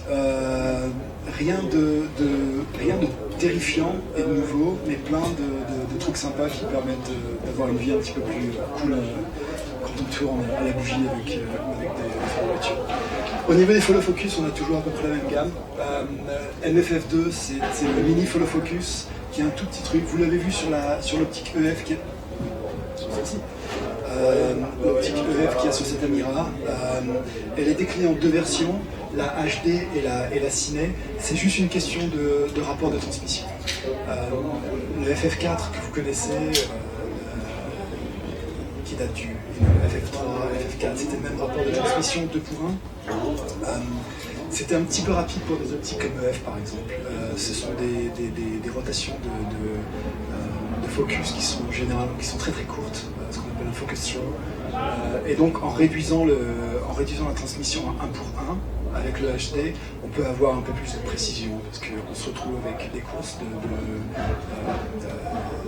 de focus wheels qui sont un petit peu plus longues. Et puis le MFF2 Ciné, lui, c'est exactement comme le MF4 au niveau de la transmission. On peut conserver les mêmes roues, les mêmes poignées, et puis on peut aussi conserver les mêmes engrenages qu'on utilise par exemple pour FF2, FF3, FF4, toute la génération. On avait le FF5 qui est ici. Le FF5 c'était une tentative de faire un follow focus qui était plus léger que le FF3, plus léger que le FF4, qui était un petit peu plus fin et un peu moins cher, qui est ici. Et puis, bien sûr, on a le FF4 qui maintenant entame, je crois, sa 18e année, qui est un classique avec un ajustement du play entre les deux engrenages qui permet de le régler comme un instrument de musique. Ça, c'est bien. Ça sont vraiment les instruments, les follow focus. On n'a rien de nouveau, mais tout est là avec les mini follow focus et les follow focus studio. Voilà, on passe de 19 à 15. Tu as trouvé le moyen.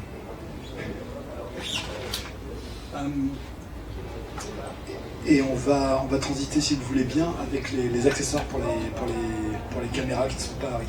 Pourquoi on fait ça? C'est simplement que sur les tournages, on a remarqué qu'on pouvait avoir par exemple 2 Alexa et puis une FS7, ou 2 Alexa et une C300. Et bien souvent, on vient de... Oui, voilà, exactement. On avait des accessoires pour le 5D. On s'est rendu compte que il y avait un besoin d'avoir des accessoires qui respectaient un certain standard. C'est-à-dire par exemple la position des tiges qui sort est la même depuis la SR en 1972. Donc on a énormément d'accessoires comme par exemple des matbox, des ring lights, des réflecteurs. Ce sont des accessoires qui doivent être centrés. Et donc il faut une réelle précision au niveau de la position de ces... Et nous sommes le garant de ce standard. Et donc cet accessoire ici pour FS7, non seulement peut se brancher sur les plaques que vous voyez qui sont des plaques de style VCT broadcast, mais en enlevant la petite wedge qui est ici, qui sont avec 3 vis qui restent dedans, on a une compatibilité directe avec une bridge plate traditionnelle de style DP8 comme on a dans les rentals traditionnels. Donc on peut passer en 19, donc on peut mettre des gros zooms, donc on peut mettre des gros wide angle, donc c'est bien pour les... Ici, ce qu'on a sur le dessous, et on en parlait tout à l'heure, c'est un support des adaptateurs. Arri ne fait pas d'adaptateur, mais la plupart des adaptateurs viennent avec un pas de vis en quart de pouce en dessous, C'est le cas par exemple de ce Metabones ici, qui est là, et on le supporte à partir de la plaque, ce qui permet de pouvoir mettre après une optique PL comme un Master Prime si on veut, sans pour autant avoir à supporter cette optique. C'est bien parce que le E-mount qui est sur la monture E, qui est sur la Sony, n'est pas forcément structurellement solide. Elle est faite pour avoir des optiques qui ressemblent à des optiques consumer, c'est des optiques qui sont beaucoup plus petites. C'est des optiques de base photo, voilà exactement. Donc avec ce support qui est là, que tu as là-dedans, ça permet de mettre des optiques qui sont beaucoup plus grosses, des optiques ciné. On a fait exactement la même chose. J'aurais dû parler de la Canon. Je vais regarder sur ce point. Voilà ce que ça donne quand c'est monté par exemple avec une BP8. La BP8 qui est la plaque traditionnelle pour la 435, la Recam LT, la 235, il y en a plein dans les locations. Donc si vous voulez passer en 19 parce que vous avez des grosses zones, c'est sans doute la bonne chose à faire. On a fait des accessoires très récemment pour une caméra qui va sortir bientôt, qui est la C300 numéro 2. On avait déjà des accessoires pour la C300 numéro 1, C300, C500, qu'on avait fait dans l'esprit cinéma, c'est-à-dire qu'on avait fait pour une prise directe avec une bridge plate en 19. On a conservé le même système pour le ciné, c'est-à-dire qu'on a juste rajouté des rosettes et puis on a mis une compatibilité directe avec cette fameuse BP8 parce que pour profiter du fait que la caméra est très courte, donc on peut faire des rigs relativement compacts. Maintenant on avait une grosse demande au niveau du broadcast. Des gens qui nous demandaient si on pouvait faire une caméra d'épaule, quelque chose qui se met directement sur une plaque comme la VCT ou la QRP1 que j'ai ici. Et c'est ce qu'on a fait. La plaque pour le broadcast qui est ici a la particularité de garder ses tiges au même endroit quand on bouge la balance pour les épaules. Je crois que c'est le premier. Elle se mange directement sur une plaque VCT comme ça. Et elle permet quand même le confort d'avoir réglé ses moteurs une fois et puis de les laisser là, où c'est le matbox, et juste de pouvoir ensuite la régler pour les épaules, ce qui est quand même bien pratique. On a aussi une top plate qui ressemble un petit peu à ce que vous avez sur la Mini, donc les mêmes poignées se branchent dessus, ce qui permet de ne pas collectionner les dernières poignées. Voilà ce que ça donne à peu près en réel, avec la plaque pour la batterie derrière, et avec cet adaptateur qu'on a qui s'appelle le AGA1, qui est un grip adapter, qui permet de mettre la poignée de la C300 sur une rosette en fait, et de sortir les informations, le picking, etc. de la caméra directement dessus. C'est plutôt la poignée de la FF7. Oui, la poignée de la FF7 est super au niveau fonction. C'est juste peut-être au niveau structural.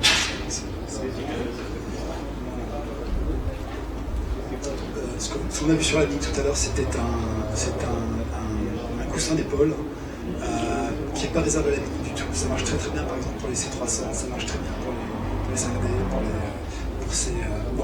on a ça comme un produit un petit peu indépendant qu'on a de notre côté. Voici la FF7 que j'ai montré un petit peu tout à l'heure.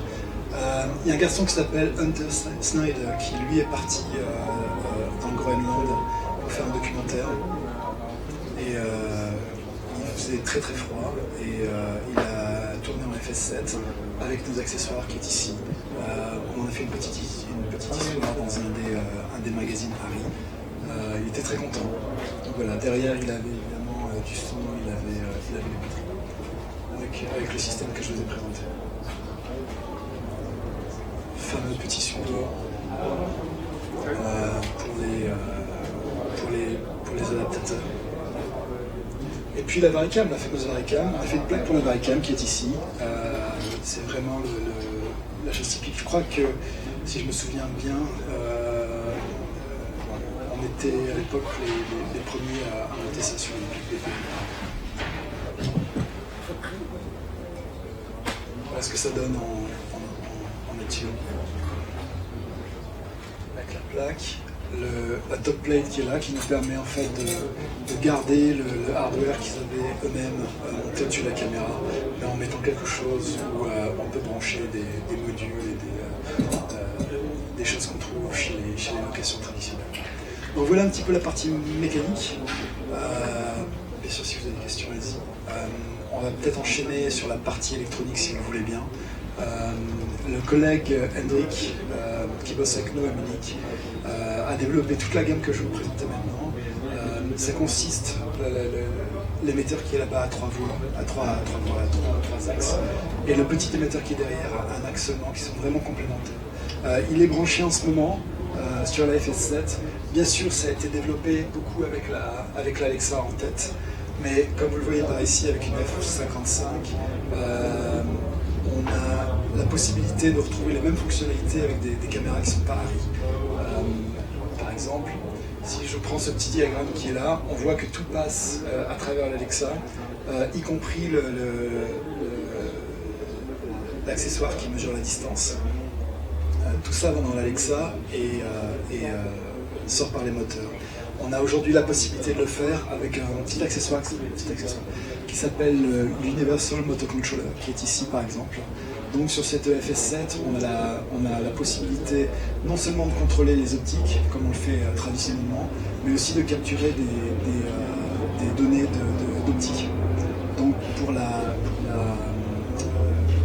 visual effects par exemple, c'est super important de savoir sur cette image, quelle optique était utilisée, quelle profondeur de champ il avait, etc. Tout ça, ce sont des données texte en fait, qui sont capturées sur des petites SD cartes qui sont à l'intérieur. Il y a aussi une possibilité de les mettre en réseau et de récupérer ça un petit peu séparé. Je vais vous montrer ça ici. Donc là, je me retrouve avec une unité qui s'appelle WCU4, qui est le Wireless Compact Unit. Il est compact parce que quand il est sorti, c'était vraiment compact comparé à tout ce qu'on faisait à l'origine. Si vous voyez, si je commence à bouger l'iris, ce qu'il fait d'ailleurs quand je parle, je suis en train d'affecter graphiquement la profondeur de champ. Et d'aller en hyperfocal aussi à un moment. Bien sûr, si je bouge, je vais aussi me retrouver avec une profondeur de champ qui est en temps réel. Ce que je vois sur ce display, c'est pas ce que j'ai commandé à la caméra, c'est la caméra me retourne l'information que mon optique est effectivement arrivée à ce moment-là. Par exemple, sur un gros zoom avec un moteur qui n'est pas forcément hyper puissant, je vais devoir attendre que le moteur arrive au point que je vais commander, et ça c'est le feedback que me donne cet écran. Et bien évidemment, graphiquement avec des marques que je peux placer, avec une profondeur de champ qui est montrée comme ça graphiquement. Si je veux, en complément, je peux très bien utiliser ce qu'on appelle SXU1, qui a une unité avec un axe, qui permet par exemple de prendre l'iris sur une caméra. Par exemple, si j'ai un carte ou si j'ai un directeur de la photo qui aime bien conserver une maîtrise du diaph, eh bien, peut tout à fait prendre s'il le met sur le même réseau et qu'il dit qu'il veut prendre le diaph, ça va prendre le diaph. Donc ça devient inopérant. Et ils peuvent contrôler leur mesure de diaph directement. Voilà, ici on a une Alexa sur la gauche, une F55 sur la droite, et les deux ont en gros la même fonctionnalité. Dans cet appareil, il y a également la possibilité de relever des données de tilt et de roll, donc ce qui est pas mal aussi pour le VFX, comme l'Alexa le faisait, enfin le fait toujours d'ailleurs. Ce qui est bien dans des scènes où on est à l'épaule et où on est en écran vert, c'est bien de pouvoir matcher les deux sans pour autant avoir à le deviner. Ça sauve énormément de temps. Au niveau des lens data, on a 4 gros avantages. Le premier, c'est de montrer graphiquement les informations sur l'appareil. Le deuxième, c'est de pouvoir faire des données pour des optiques qui n'ont jamais été créées pour ça. Par exemple, un vieux zoom Cook, on va être capable de le cartographier sur l'appareil et de se passer les données entre premiers assistants, par exemple. C'est tout à fait possible. On peut l'envoyer par email si on veut. Ça va donner la possibilité de pas forcément avoir à utiliser des optiques super modernes pour des productions. Au niveau du focus tracking aussi, l'appareil est tout à fait capable de focuser là où un appareil comme un EDM de chez Arri ou un Cinetape par exemple, mesure de distance. Le command va tout à fait être capable de pointer l'optique exactement à la valeur donnée par cet appareil. Et bien sûr, comme je viens de le mentionner, pour la post-production c'est de l'or, parce qu'ils sont capables de sauver énormément de temps en sachant exactement quelle optique avait été utilisée, à quel diaph, à quelle distance et à quel degré de tilt, etc. Pour la Mini, on a une Mini maintenant. La Mini, on n'avait aucune envie de venir graffer une machine pareille sur le côté, donc c'est intégré. C'est intégré. Bien évidemment, c'est intégré, mais on n'a pas trois énormes prises qui sortent, parce que ce serait... On fait une coque en carbone, on va pas s'amuser à mettre des énormes fiches. Donc on a un système qui est un petit peu nouveau. C'est une coopération avec C-Motion. C'est une façon de les chaîner ensemble, qui part d'un seul point, qui est sur l'aventure PL de la Mini. Donc vous avez peut-être une petite prise rouge qui s'appelle le L-Bus, et c'est ce qui permet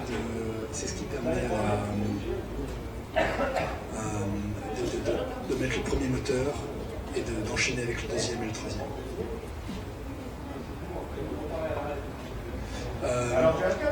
Comme on ne voulait pas s'arrêter à la Mini, pour les mêmes moteurs, on a ce petit type de boîtier qui existe en différentes déclinaisons. Celui-ci, par exemple, permet d'utiliser les moteurs traditionnels en un axe seulement. Par exemple, pour la section 1, c'est bien. Pour les personnes qui opèrent Steadicam, ils ont juste besoin du focus. Donc avec ça dessus, c'est très bien. On peut mettre ça sur une Red, on peut mettre ça sur une F55 par exemple. Il y a une déclinaison de ce petit boîtier aussi qui permet de contrôler un zoom cabrio sur les 3 axes avec le WCU4. Ça, c'est une solution qui marche très très bien. Et puis on a cette dernière déclinaison qui permet de sortir les moteurs d'une prise L-Bus, donc ces fameux moteurs C-Force qui sortent avec la Mini. C'est une solution pour la Mini.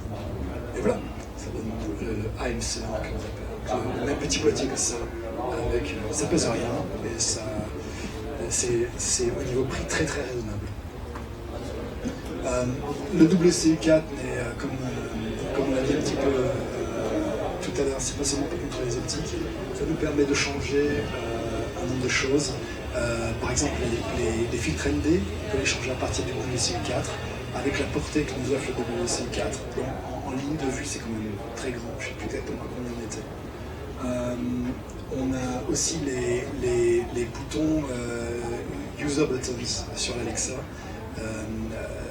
qui nous permettent de faire des choses comme par exemple si on a un moniteur sur la caméra, de pouvoir de loin passer sur des fausses couleurs et vérifier l'exposition rapido et de repasser sur une vue normale pour le réalisateur après, sans pour autant avoir à aller toucher la caméra, par exemple si elle est sur un stead, si elle est sur une vue, etc. Si on veut capturer des données pour les optiques, mais qu'on n'a pas forcément envie d'utiliser un émetteur HF, j'imagine par exemple si on fait des plans d'acteurs derrière un écran vert, on va ensuite utiliser sur des fonds qui ont été en VFX. On peut tout à fait utiliser un follow focus traditionnel, parce que on sera tenté d'utiliser ça, avec un encodeur qui est là. Ça, c'est un moteur sans moteur, ce qui permet de simplement capturer des données d'optique qui ensuite vont dans l'Alexa, vont dans le UMC4 et sont capturés sur des cartes SD exactement de la même façon que si on devait utiliser un moteur. On peut en avoir 3 si on veut capturer les 3 axes. Ça c'est le WCU4, on a mis un petit pied maintenant, on peut l'enlever bien sûr. C'est une option qui permet de le poser bien fermement sur une table pendant que le DIT règle son diaph. Voilà. Est-ce que j'ai des questions? Non, c'est cool. Est-ce que j'ai été clair? Alors en fait, c'est avec l'UMC4, on branche ça sur la caméra, elle se clappe, elle arrive, sauf l'Alexa se fait avec sa mini qui sont intégrés. Voilà. C'est ça, et après on a accès aux 3 axes. Absolument. Voilà, avec le CU4 ou voilà. C'est absolument ça.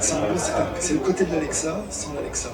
Ce qui permet de mettre ça sur des caméras qui n'étaient pas forcément designées pour ça au début.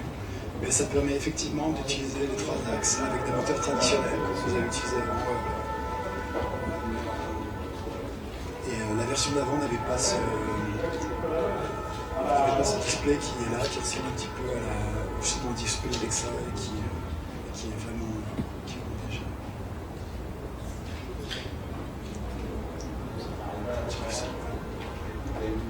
Voilà du côté accessoire.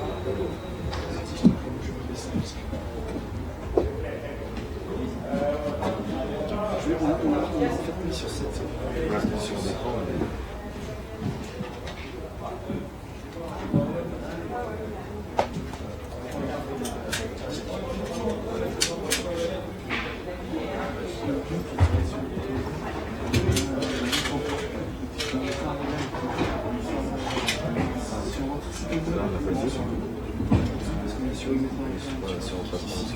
Si on était sur le zoom et qu'il y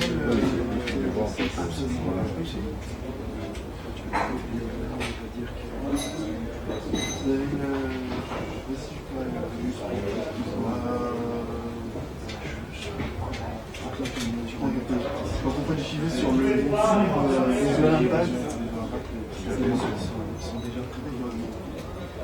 C'est l'encodeur. Du coup, laisse donc. On ne peut pas remettre ces trucs parce que c'est déjà préparé à Ici, par exemple, pour des optiques LDR ou des optiques qui sont déjà encodées, ça permet de. Si je suis venu il y a quelques mois, il y a quelques mois sur la journée TS7, voilà. Votre visage mais préparé. C'est bon, c'est ça. Merci.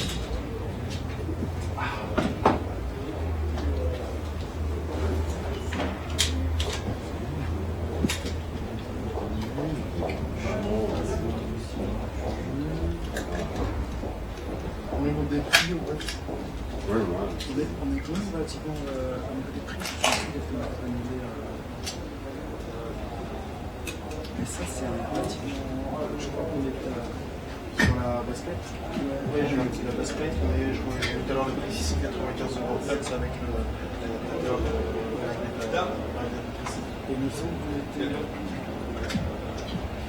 Il me semble qu'on était avec tout le dessus, il me semble qu'on était à 1 000 €. Oui, un peu plus de 1 000 €, sur la totale. Sur le track de son, il y a des prix sur le site, des kits complets, des différents kits, en sachant que les différentes sont la top model, après sur le passage le 19 aussi, là, il y a différentes éditions de conception.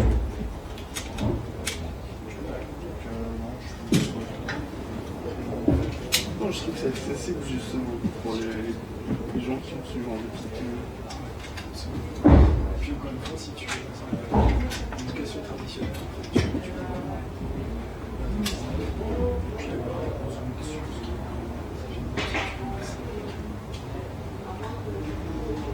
L'idée c'était d'acquérir une Alexandrie ou ça en fait, ouais.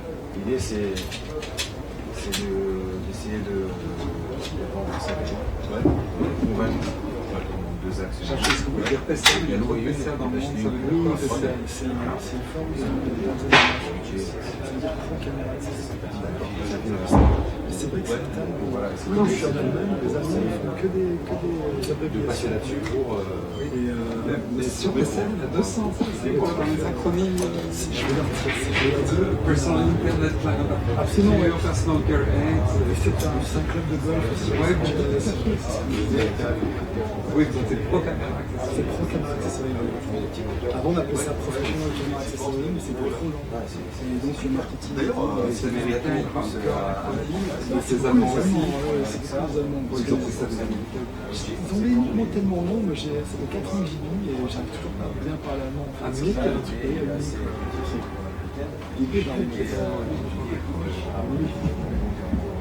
les mots qui font 25 lettres. Parce que Arri sont basés en Amérique. Arri, c'est Munich. C'est Munich, d'accord. Arri, c'est son domaine qui s'appelle Arnold. Mais oui, c'est machin et machin. Qui, en 1917, commençait à fabriquer des imprimantes. C'est ce qui faisait les trucs publics. Ah non, non. Mais c'est vrai que les... Vous avez des super caméras. Qu'est-ce qu'ils s'appelait? Ils avaient Zeiss déjà qui est... Oui, absolument. Oui, c'est l'immense intérêt de ces caméras que tu comprends pas. C'est des caméras. Ça serait très bien.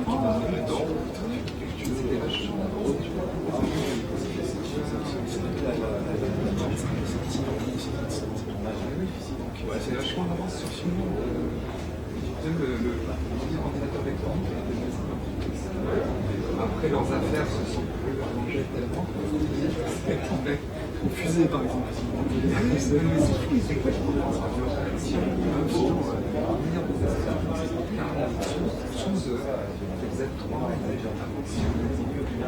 dommage, encore d'avance technique dans un régime aussi pourri.